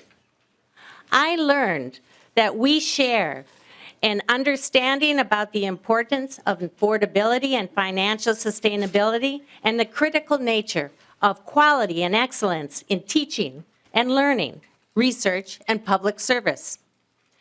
The importance of enabling student success, diversity and inclusion, and improving campus climate. Difficult challenges for all universities is also a shared value that the Regents and new president must address. As is the case with all the candidates, you may have asked, what differentiates my candidacy? A major difference is that I come from over 3 decades of experience working in higher education, teaching, research, and administration. I bring a wide and deep lens on higher education issues within Minnesota and nationwide. My experiences bring the demonstrated capacity to provide leadership, to work toward solutions, the ability to address competing interests, a proven track record of partnership building and creative thinking. We're at a critical juncture today, and the Regents must work together with the new president to respond and build the University of Minnesota enterprise for the future. When the university thrives, not only does our economy and democracy thrive, but our graduates move forward with the abilities needed to enhance Minnesota's vitality and quality of life. Thank you. Ms. Davenport. Robert Addy, I believe, unless I'm mistaken, I think he is out of town and unable to be with us tonight. So now we will move along. Eileen Herr. Welcome to the Joint Committee. Thank you, Mr. Chair, Madam Chair, members of the committee. My name is Eileen Herr. The Board of Regents has a critical role to play in addressing the issues that are confronting the University of Minnesota by creating policies, prioritizing spending and resources, and providing vision for staff, faculty, students, and the community. I believe the board must create the university that we need for the society and the economy that we want. Tuition and student debt are grave concerns of mine. I came to the United States as a refugee with my family from Laos in the 1970s. I'm the first in my family and community to go to college and earn a degree. College then was a dream for me and for many in my community. But because my family was poor, I received lots of federal and financial aid. And I was able to make college a reality. College was an expensive investment for my family and I, but it is the best investment I've ever and can make for myself.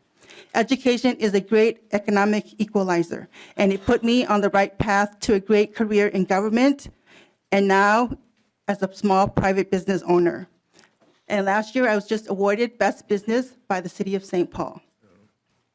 There is today, as well as when I went to college, an education attainment gap for students of color, especially if they have refugee experience and are poor. And college education is more expensive than ever. And tuition continues to rise, putting college out of reach for the very families that need it the most to join the middle class. We're just asking to join the middle class. Federal aid and state grants have not kept up with the cost of tuition. The state of Minnesota must prioritize an educated workforce and increase funding to higher education and especially students. We know what the solutions are, but we have to have the courage to act upon them. Flagship does not mean keep out. To me, it means best for all. Thank you. And we were notified yesterday, Regent Johnson has suspended his campaign. So we will move on to Congressman Bill Luther.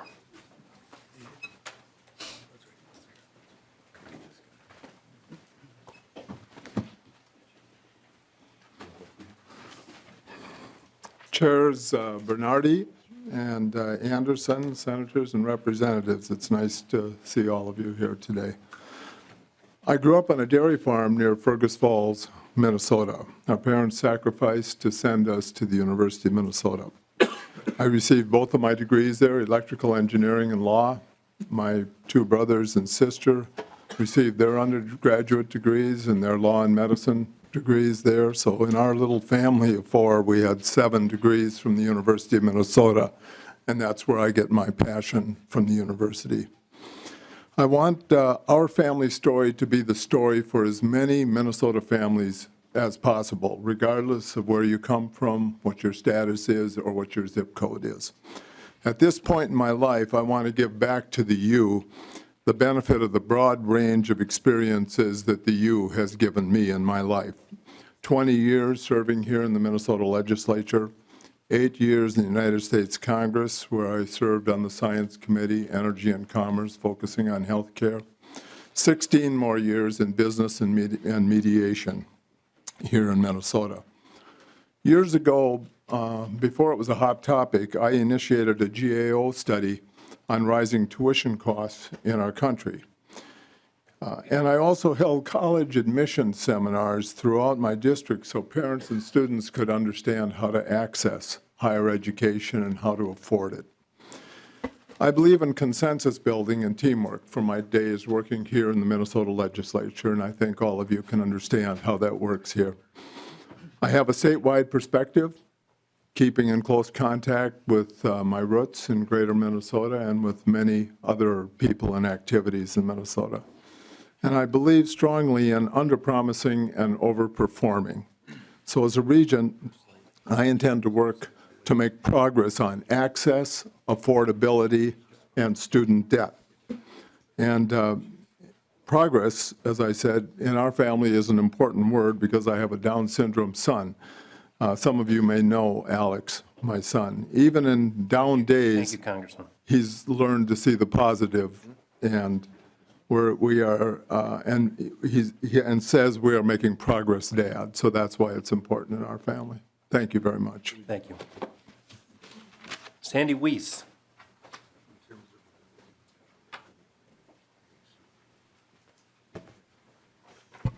Thank you. It has been a real honor and pleasure for me to meet with many of you in your offices. If I'm elected to the Board of Regents, I will make my top priority making the University of Minnesota affordable and accessible to Minnesota students. In recent years, the university has had a vision to become one of the top 10 research institutions, public institutions in the country. And as a U of M grad, I'm very proud that we've achieved that goal, and we are now ranked 8th in the country. Minnesotans from all across the state will benefit from that research. We need to continue to be a top-ranked research institution. but I believe it is time to really put our focus on the students. The Board of Regents should set its vision and its priority on making the university affordable and accessible to all Minnesota students. I have many specific ideas that the Board of Regents could review and consider and possibly implement to make the university more affordable and more accessible. I believe that I am the candidate who can best make these changes happen. With 20 years of service on U of M-related boards, I understand the complex structure of the university. I've worked with many of the key players at the university, and I know how to make changes happen. I can be an effective regent from day one. I also have significant financial business experience and expertise that can be used to direct more administrative cost savings to the exclusive benefit of students, reducing the costs that students pay in tuition and also in room and board. I plan to continue working during my service as a regent, having regents who are still working and who are in touch with students will be beneficial to the board. Thank you for your consideration. Thank you. Members, are there any further recommendations, nominations for the at-large, one of the two at-large seats?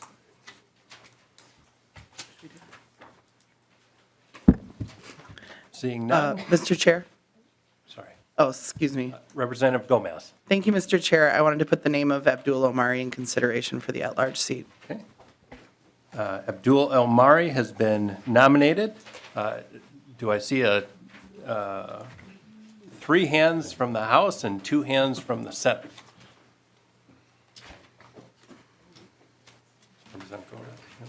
Two from the Senate? Okay. Miller. Yep. Mr. Omari, you have 2 minutes additional to address the joint committee.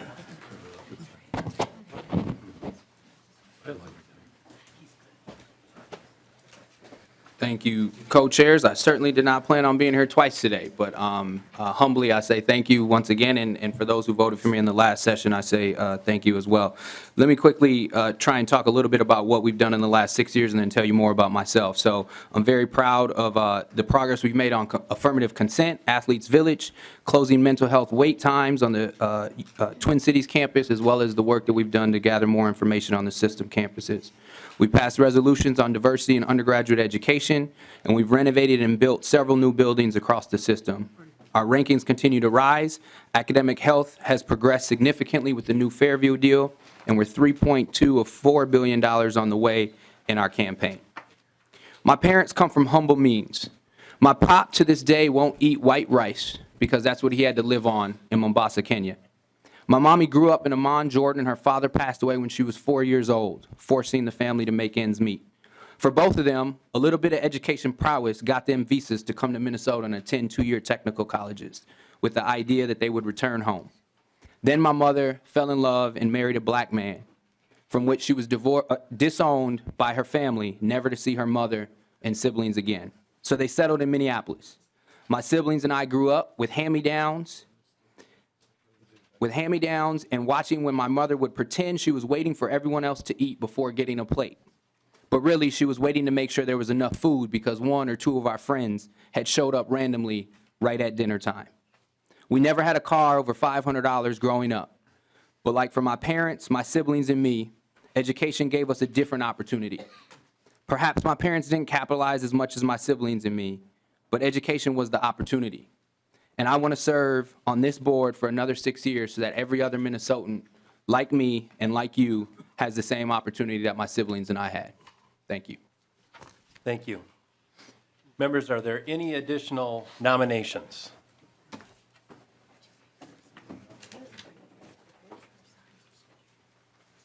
All right, seeing none, we have a little logistical challenge here. We're going to continue to have Ms. Adams-Lloyd on the phone, so we'll mention to her when she's up for a question.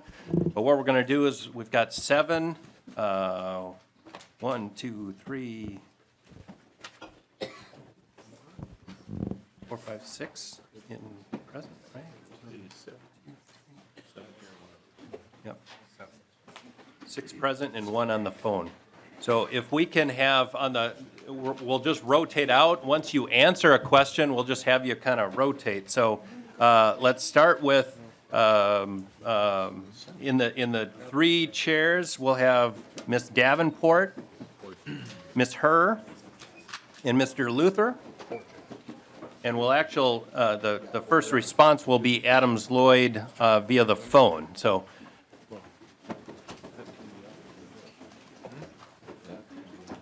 members, now we have 30 minutes for this session. We have 30 minutes for this session, and we don't actually add another segment, and we'll go through that as we go through. So Representative Quam. Thank you, Mr. Chair and candidates. What one thing should the Regents fix first? Ms. Adams Lloyd, did you hear the question? I did not. I just heard wrestling a paper. Forgive me. Okay, sorry. Representative Quam, could you re-ask your question? Certainly, Mr. Chair. What would be the first thing the Regents should fix? Thank you, Representative Quam, and thank you, committee, for this opportunity. Well, as an incoming region, I would certainly need to investigate the broader range of challenges that it faces. But I do think that the funding questions that keep coming up in every legislative session is of critical concern. And it's not just with regard to rising tuition rates and costs associated with educating students, but the entire infrastructure across the state and the funding for capital investments to secure it as a long-term investment as the economic driver for the state. So I think the broad look at how the university funding is appropriated, and I know that discussion is going on, and that within the last strategic plan there was an analysis of it. But as an incoming region, I would spend a lot of my time doing that. That's my background as a business leader and what I do within the businesses and organizations that I serve. Thank you, Ms. Adams Lloyd. Next, Ms. Davenport. Thank you. And that's a big question, and whether it's fix or address first, I would encompass a number of things under financial sustainability, which includes access, because access is an issue of the student and the student's families, and how do we address long-term budgeting and financing, and really taking a look at what are the priorities within the strategic plan, priorities of the university, the priorities of the state, and addressing those in a sustainable way. So there's a mixture of looking at strategic partnerships, outside sources, student tuition, looking at you, the legislature, and how can we put together a number of priorities to address what the needs of the future are going forward. Thank you. Ms. Herr.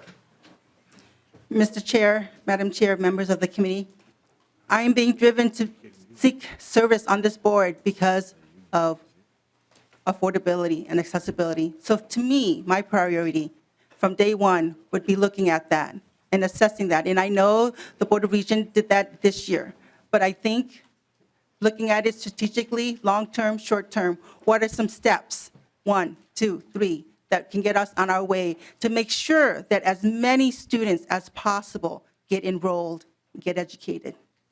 Thank you. Thank you. Congressman Luther. Thank you, Mr. Chair and members. I think the most urgent issue would be avoiding a tuition increase for next year. Access and affordability should be top of mind. We should look at our revenue sources. We should look at savings that can be achieved and try to, if at all possible, avoid sending that signal that we're going to, again, raise tuition at the University of Minnesota. So I think that would be the most urgent issue. Thank you. If we could have Ms. Weiss, Mr. Omari, and Abramson take the chairs. We'll start with Ms. Weiss when you're ready.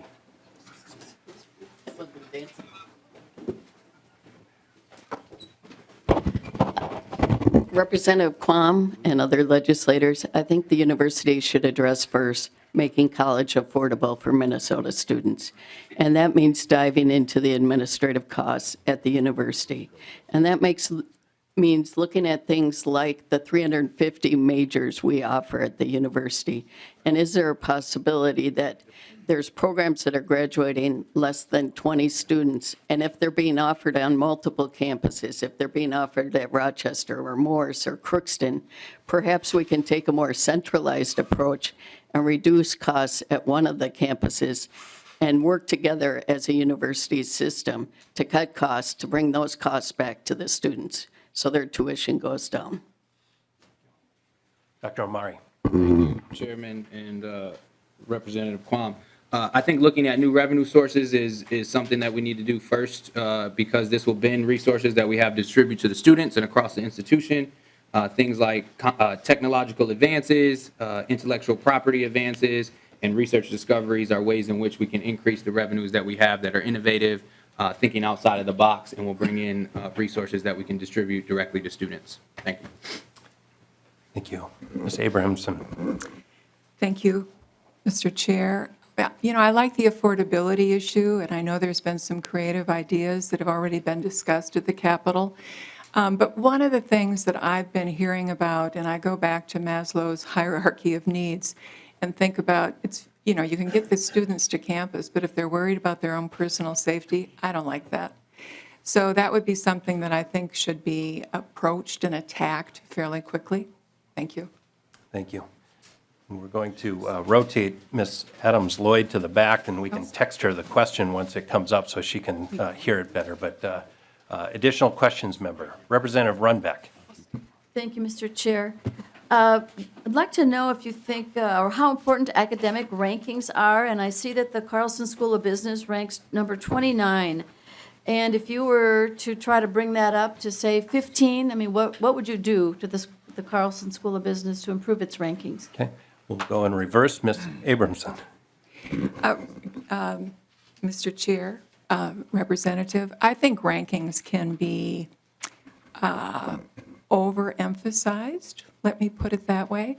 I think you have to really decide what's being measured, and I think that depending upon who's in the field of competitors and what emphasis, what they are emphasizing in their particular programs makes a difference.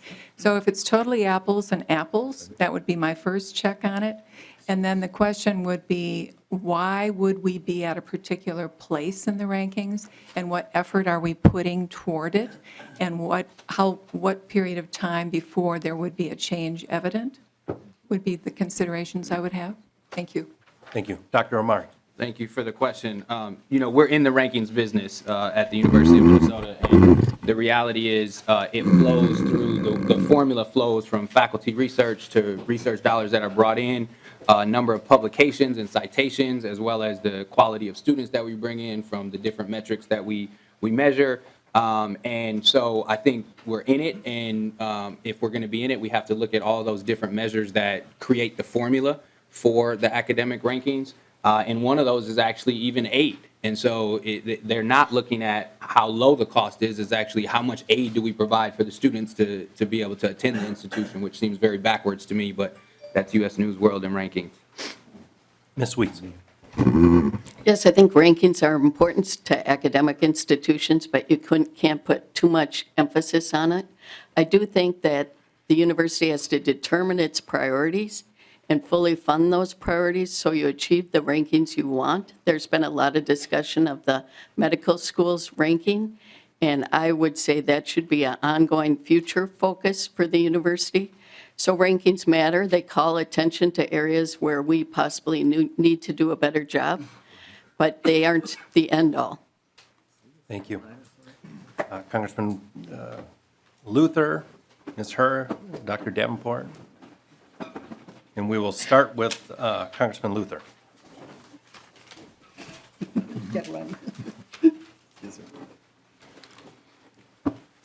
Rankings are important, of course, but our business school is actually doing quite well. It'll be always hard for us to compete with the schools on the coast when it comes to business schools. But if you talk to people in the business community in Minnesota, they give our business school very high marks. And I think that speaks well for it and for the potential of the business school at the University of Minnesota. And because it's in a metro area, obviously it can serve a lot of, as long as it provides for flexible schedules, it can provide a lot of opportunities for people who are looking for additional courses, masters, whatever. So there's terrific potential, I think, for our business school, and I think it's doing well. Thank you. Ms. Herr.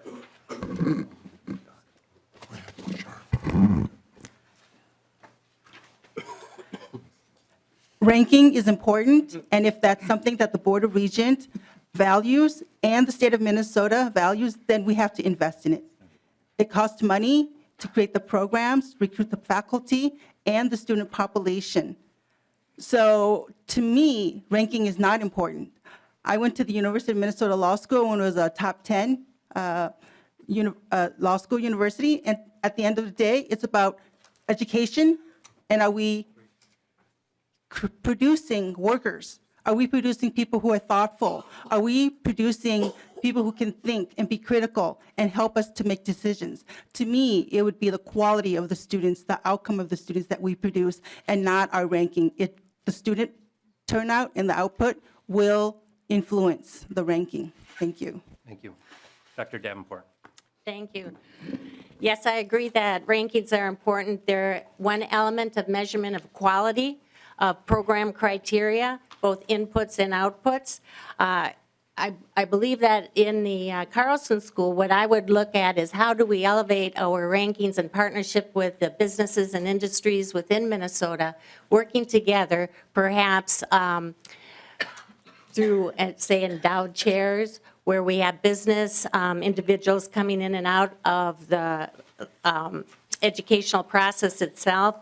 Internships, our students' availability of internships in the different programs that we have in business and industry. And also it's an element in which with greater partnerships we can bring forth that diversity that we're working toward within the university to the statewide community within business. Great, thank you. If the three of you can stay there for the moment. Ms. Adams-Lloyd. Thank you, Chair Anderson, and thank you, Representative Rumbeck, for the important questions. And I won't repeat what many have said about academic ratings being important, rankings being important. I do think they are. They're measured usually on student experiences and creating a value proposition that accelerates Carlson's reputation across the country is really important. And to Dr. Davenport's point about having a channel to the business community, ultimately the best business schools are the ones for candidates, graduates come out with jobs in high-profile companies that suit their interests and essentially give them a return on their education. So I think increasing that pipeline and connection broadly across the state of Minnesota and across the upper Midwest is of paramount concern.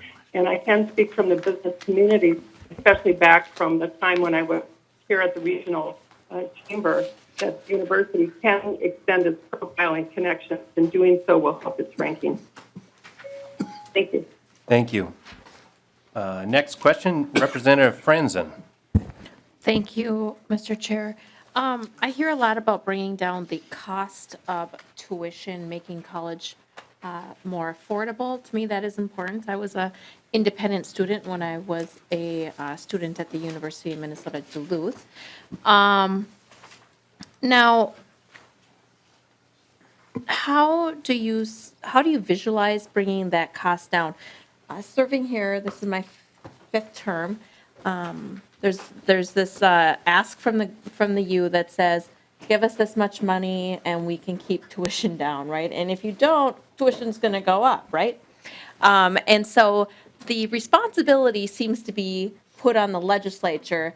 Hey, if your tuition goes up, student, I'm sorry, it's because the legislature did not give us enough money.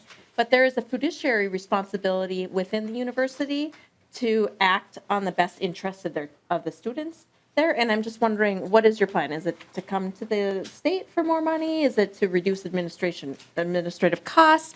And if that's the case, where would you visualize making those important and, hard decisions? Dr. Davenport. I would suggest that we leverage what we have to start.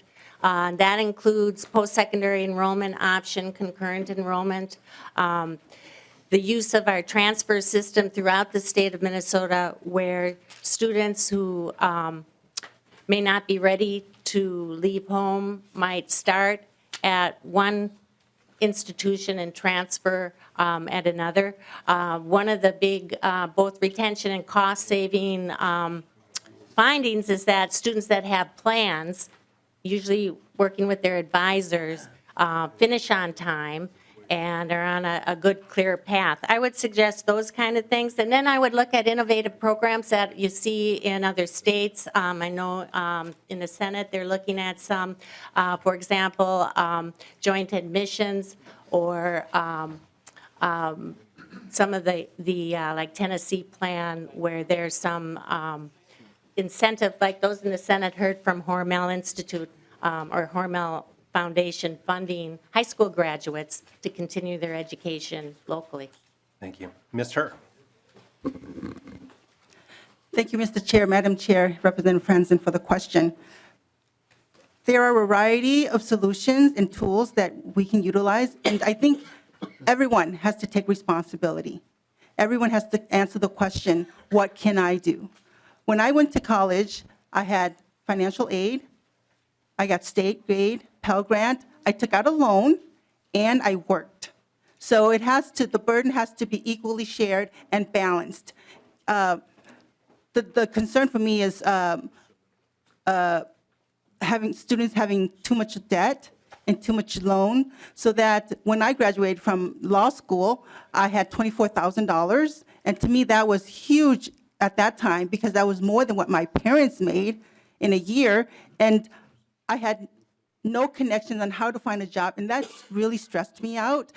But through internships and through my work experience, that really helped me on the right path.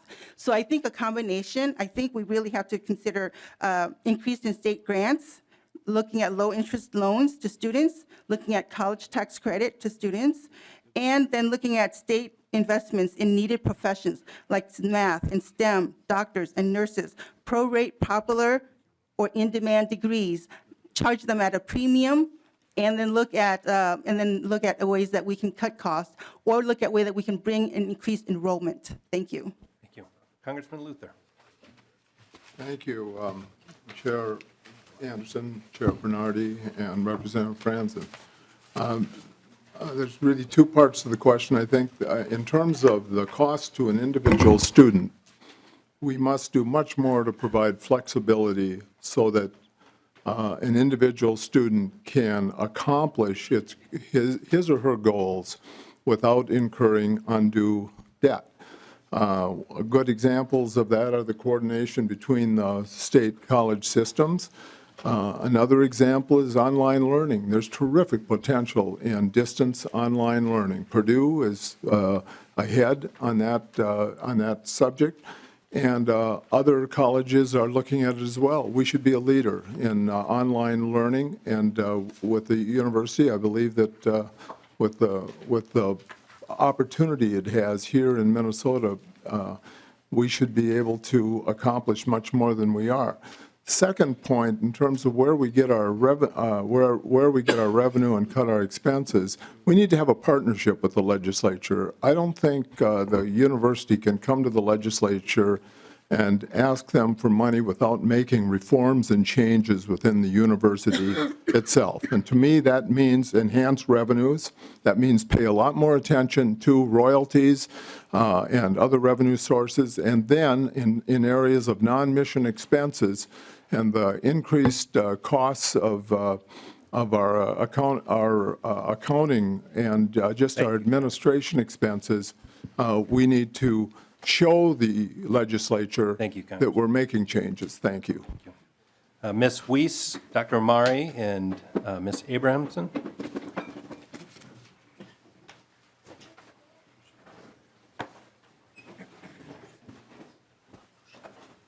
Ms. Weiss, whenever you're ready.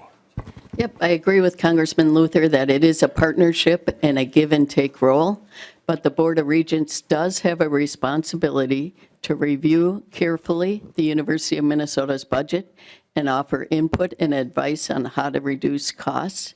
So through our business, we've learned a lot. I work for a K-12 education company, and as we've moved states from paper and pencil tests or curriculum to online tests or online curriculum, we've been able to save a lot of costs. So it's not an initial cost where you have a higher initial cost, but over a 5-year period of time, you can save a lot of money. And I think President Kaler told the Alumni Association that eventually the U would offer a mix of in-classroom courses and online courses, much like Crookston does, which has really been a leader in online courses. So I think we need to accelerate that. We need to accelerate some of the centralization of the campus, and the Board of Regents has the responsibility for the budget. Thank you. Dr. Omari. Thank you, Chair, and for the question, Representative. Since in my 6 years, tuition has risen under the rate of inflation, and the $90 million reallocation that we've seen from the administration has been one of the reasons why we've been able to do that. In the committee that I chair currently, the Mission Fulfillment Committee, we took a deep look as we were planning for enrollment plans for the next 5 years at what online education and increasing it across the system would look like following the lead of the Crookston campus. So that's another way. I mentioned several revenue ways to increase revenue in the previous question around IP, research discoveries, technological advances. And then I'll also just mention that continuing to think about creative pathways for people coming who are transferring into the university will also help keep costs low for those students. Thank you. Thank you. Ms. Abrams. Mr. Chair, Representative Franzen, it's a very good question. Affordability, I think, is a mutual goal for the university as well as the legislature.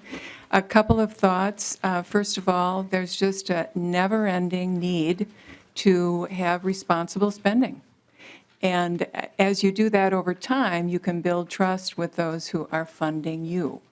So therefore, there's more transparency and perhaps more honor of the spent dollar to keep tuition low. Other things to do would be to innovate constantly, look for new ways to find money, alternative sources of revenue. One thing that comes to mind, somebody mentioned online learning. My goodness, think of how the 93 buildings that we have just on the Twin Cities campus. Do we need them all? If we are doing online learning in some cases, just the last snowstorm that we had, when you saw the schools in Minnesota, people were doing this online back and forth. So there's got to be some things there. Okay, excuse me. Thank you. Ms. Adams-Lloyd. Thank you, Representative Hanson and Chairman Anderson. This is a topic about which I could speak for a long time. I have a lot of passion about it, especially related to financial literacy.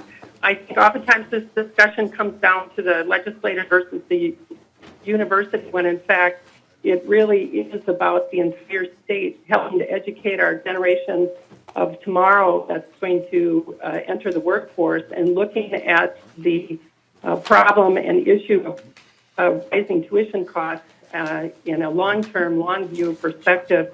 I think families often make the mistake of thinking about higher ed at the time where the student is close to graduating from high school, and making any kind of consideration with such a short time span isn't fair or isn't right to the students or to the parents of the students.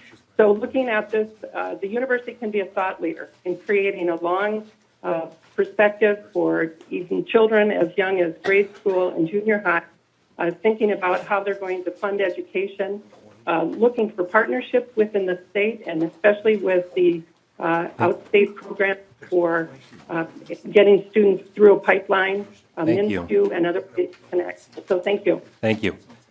Senator Abler, you've got the final question, and we're going to drop it down to 40-second responses. And after the question, we'll start with Dr. Omari.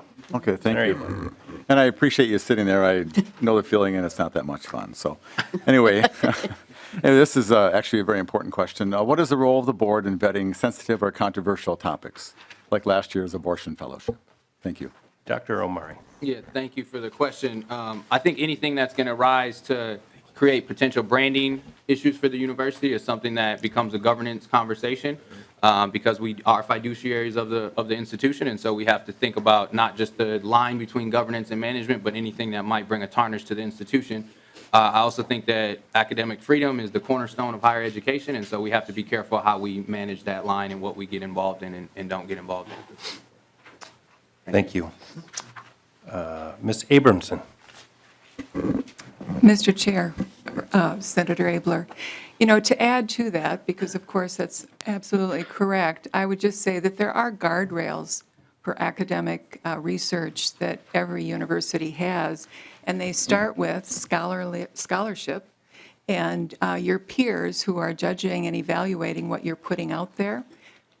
That's one of the first guardrails. Another one is the institutional review boards that every university has to have, which would have a vetting process for anything that was going on at the university. The other thing would be, what are the resources needed to do any particular thing? But I would agree that if there's a controversial issue, it clearly needs to have discussion at the Regents level. Thank you. Ms. Weiss. Yep, and I'm in agreement. It should be discussed by the Board of Regents, and it's a legitimate governance role. I do support academic freedom, but I believe that the board should have a role and say and make decisions without limiting research at the university. Thank you. If we can have, let's see, Ms. Herr, Congressman Luther, and Dr. Davenport return. And we'll start with Ms. Herr when you're ready.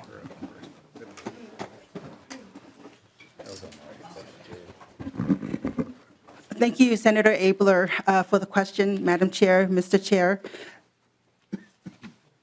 I think with any controversy, it's going to be there. Question is, are we going to be willing to listen to each other? Are we going to be willing to work with each other, have the hard discussions, talk about the tough subjects, come to decision if we have to come to decision, or to take a step back? And we must have courage to have the conversations, to be respectful of each other, and to listen. And that's what I'm committed to. Thank you, Dr. Herr. Congressman Luther. Chair Bernardi and Chair Anderson and Senator Abler, definitely issues that would be controversial or sensitive should be issues that are brought to the board. That's what the Board of Regents is there for. And it helps the university. If you can avoid, if you can have transparency input, you can oftentimes avoid unnecessary problems, crises, whatever we want to call them. And that affects things here in the legislature.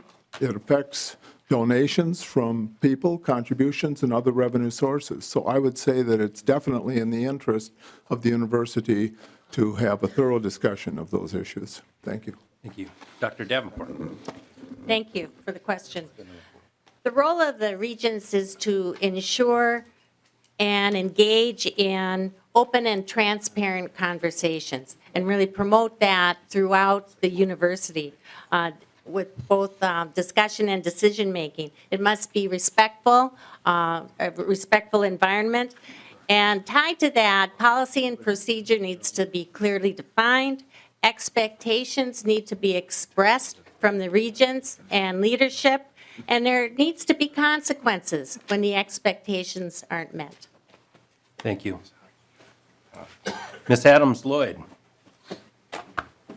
Thank you for the question, Senator Abler and Chair Anderson. I can't imagine in a complex environment like the university of statewide enterprise that there will be controversy on a number of issues and levels. I think it's the Regent's responsibility to support moral and ethical framework and oversight, but broad oversight with policies that also hold people accountable. Thank you. So members, that wraps up the question and answers for the at-large. We'll move into voting. And just to clarify, I know there was a question. We are going to take each at-large seat individually. So this first vote will be for at-large number 1. So you'll be just voting for one at-large member. We'll go through that. Once we find someone who receives the majority of votes, is moved on in recommendation, then we will move on to at-large 2. And everyone will be reset at that time once we move to at-large 2. So if people are eliminated in at-large 1, they will be re-entered for consideration in at-large 2. So as we start, please take the roll. Chair Anderson, Davenport. Senator Clausen, Davenport. Senator Abler, Davenport. Senator Cohen, Luther. Senator Draheim, Davenport. Senator Isaacson, Her. Senator Jensen, Davenport. Senator Miller, Davenport. Senator Newton, Luther. Chair Bernardi, Davenport. Representative Nornes, Davenport. Representative Daniels, Davenport. Representative Franzen, Pass. Representative Gomez, Her. Representative Cleaborn, Davenport.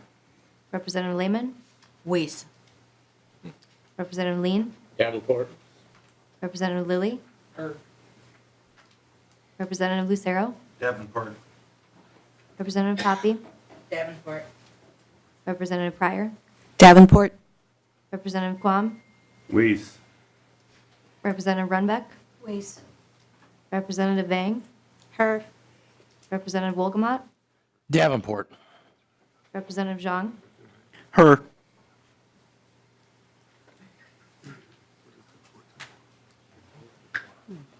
And then Oh, Representative Franzen, Davenport.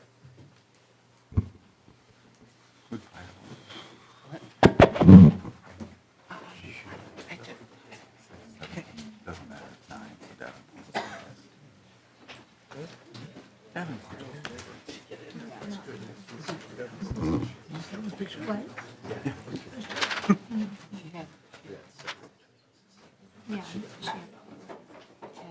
Okay, so for the first at-large seat, we do have a recommendation. Mary Davenport received 10 votes in the House and 6 in the Senate. Congratulations. You will move to the floor for with recommendation from the Joint Committee. So now I'll turn this gavel over to Chair Bernardi for the at-large 2 vote.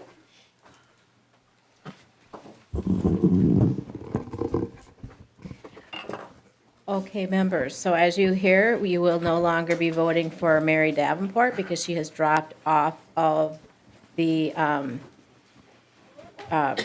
recommendations now moving forward because she's already made it herself.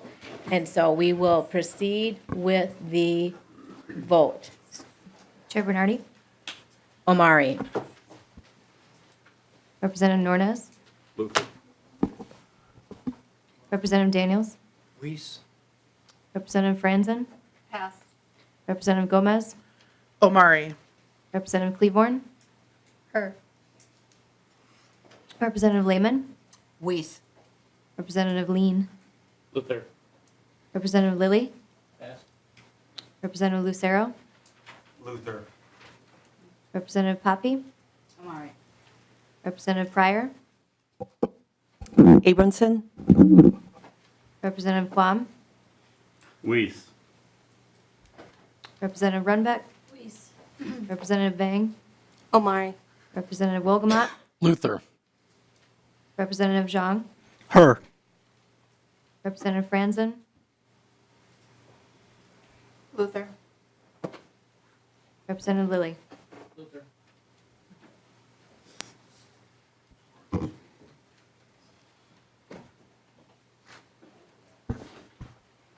Chair Anderson, Weiss.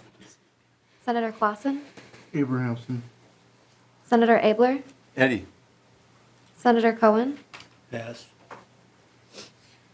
Senator Draheim, Weiss. Senator Isaacson, Omari. Senator Jensen, Weiss. Senator Miller, Weiss. Senator Newton, Luther. Senator Cohen, Her.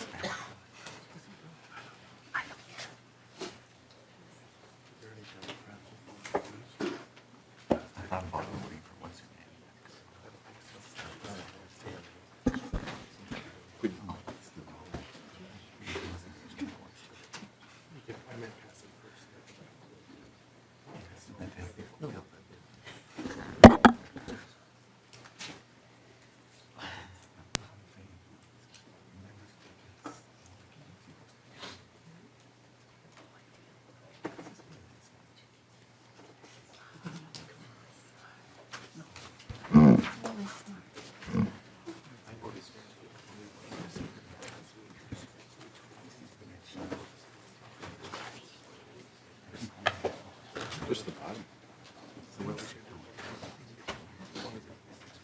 Just ignore him. We do it. Just let him talk. You don't have to listen.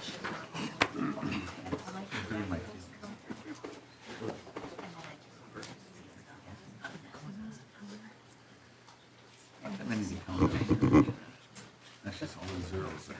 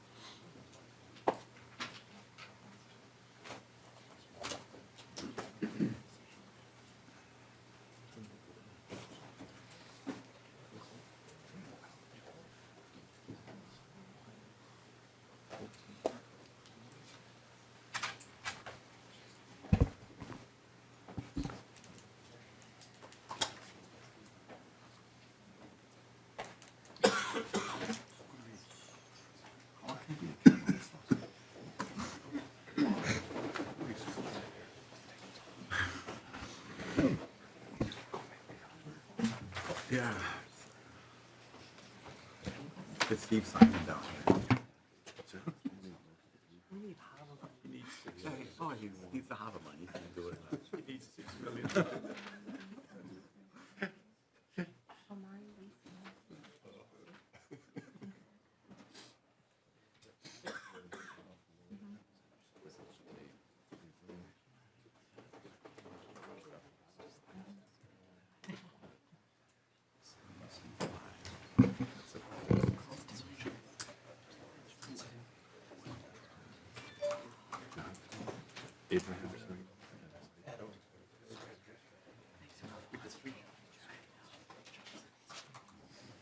Okay, the suspense.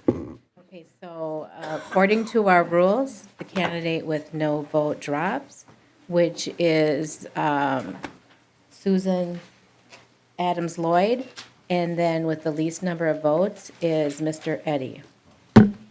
And then if people would like to know where the rank is right now, it's Weiss at 8 votes, Luther at 7, Omari at 5, her at 3, Abrahamson at 2. Which, okay, so to be clear, Eddy and Adams Lloyd are dropped from the balloting. We will move to another ballot. Okay, so we're on our third ballot, and I want to make clear who is on this ballot again. Ms. Weiss, Ms. Abrahamson, Ms. Herr, Mr. Omari, and Mr. Luther. Chair Bernardi, Omari. Representative Nornis, Representative Daniels, Weiss. Representative Franzen, Pass. Representative Gomez, Omari. Representative Cleaborn, Her. Representative Lehman, Weiss. Representative Lean, Pass. Representative Lilly, Representative Lucero, Weiss. Representative Poppy, Her. Representative Pryor, Omari. Representative Quam, Weiss. Representative Runbeck, Weiss. Representative Vang, Her. Representative Wolgamott, Luther. Representative Zhang, Her. Representative Franzen, Weiss. Representative Lean. Her.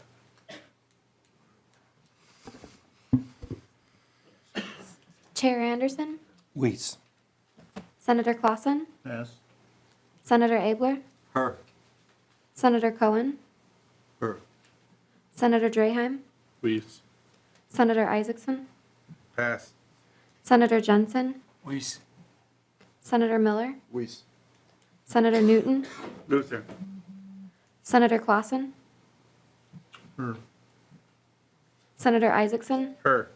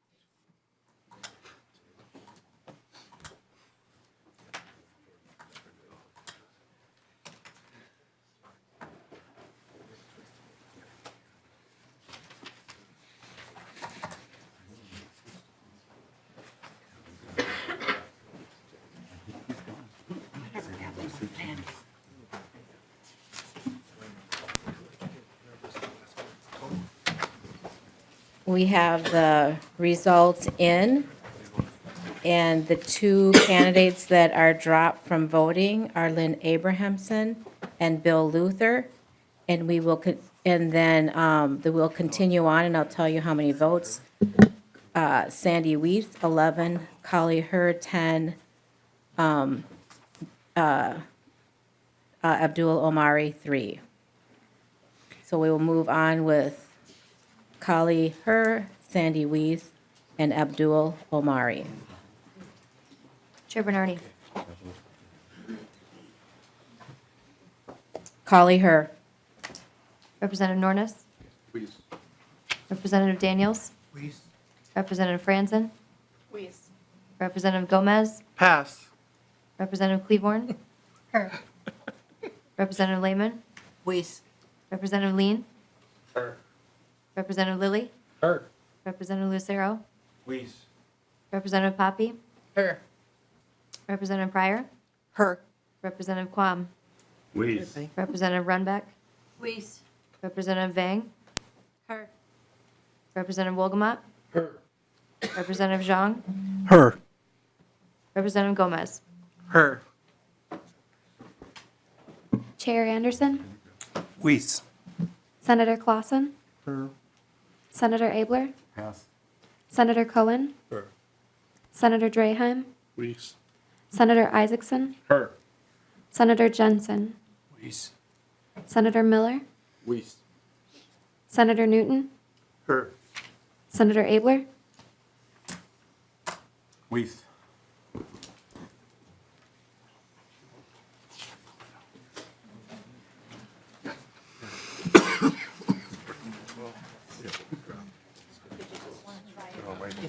I was just being cute because I don't think anybody should be able to do it, but whatever.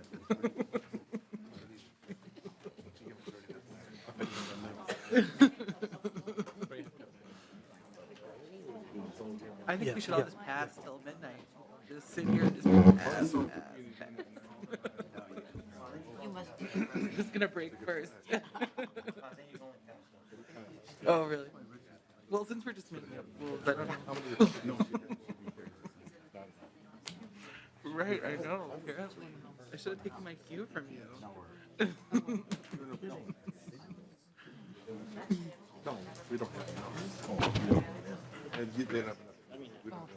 That's smart. You should always pass.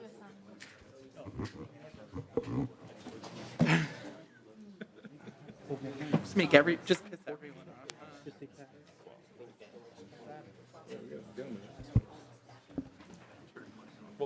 For this, right? No. Oh, for this. Oh, yeah, yeah. Is everything Okay, so with the balloting in, we drop Abdul Omari. We have two candidates that move forward, which is Ms. Weiss, who has 12 candidates, and Ms. Herr, who has 14, did I say candidates? 12 votes, and okay, let me back up. 14 for her and 12 for Weiss.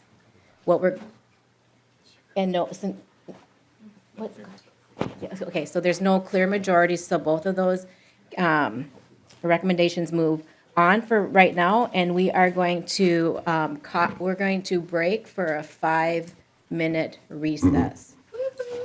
Why? What do you think?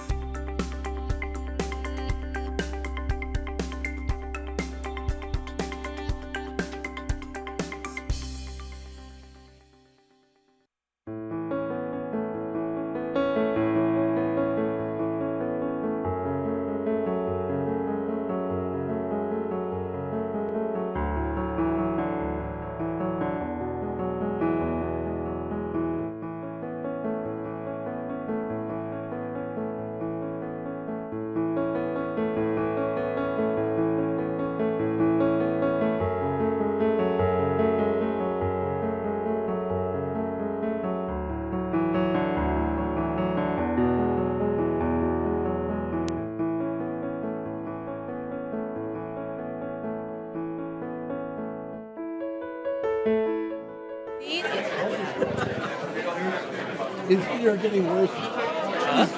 You're getting worse.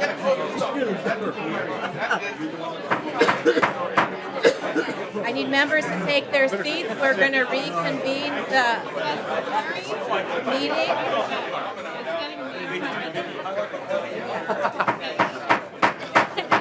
If members that are viewing this could take their seats and stop their conversations, we're reconvening.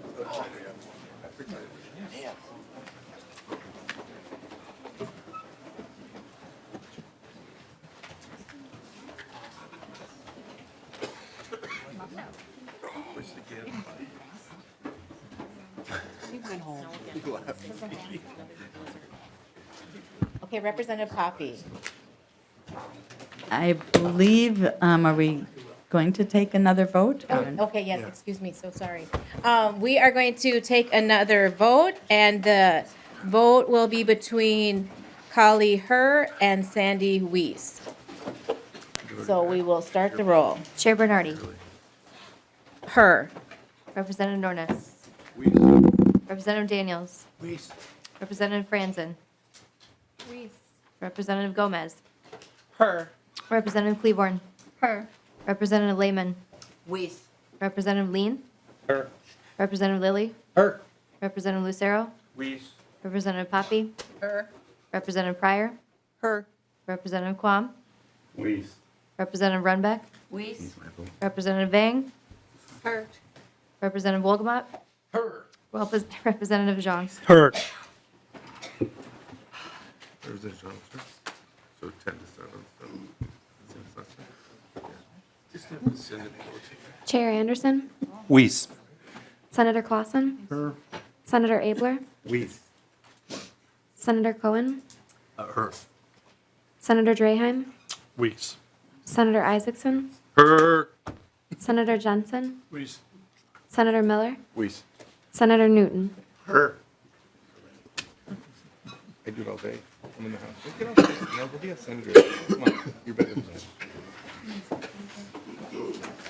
We're on the same team, buddy. Don't forget it. You're so happy. You're so happy to have me.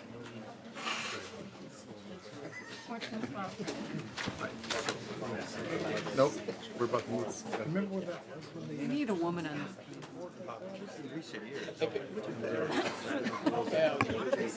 Okay, members. I can get your attention. I have the balloting back. We have no majority in either the House or the Senate. The vote remains the same, 14 for Ms. Her and 12 for Ms. Weiss. Madam Chair. Representative Poppy. I do know that the joint committee meeting procedures does indicate that we could, with the co-chairs, could bring forward the two candidates for a 5-minute question and answer period, but I would move to suspend the rules and to not have that happen and to just have the two names that have come forward, bring those before the joint commission. Second. Okay.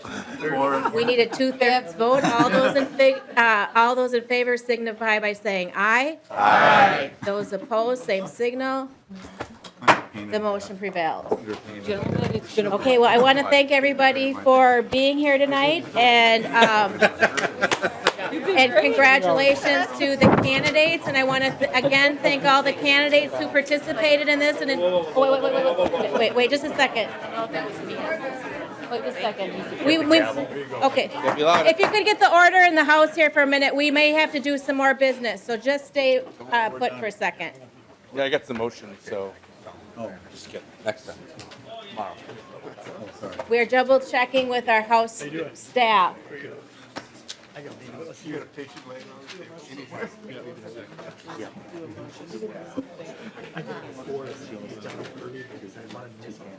Oh, okay.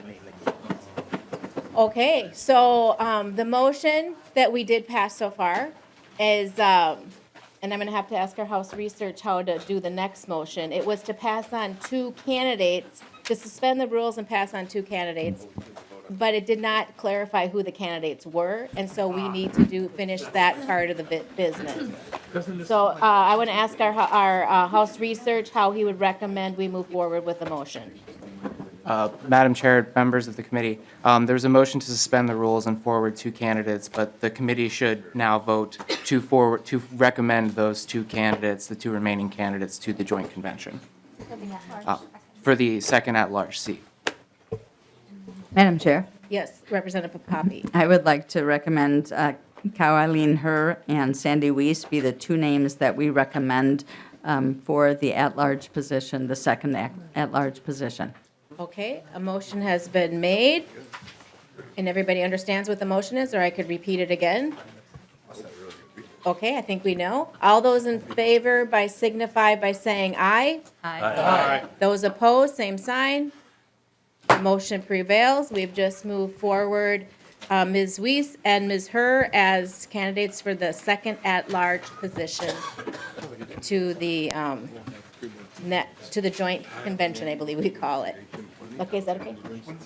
Okay, well, thank you. That's the end of our business. Thanks again, everyone. The meeting is adjourned.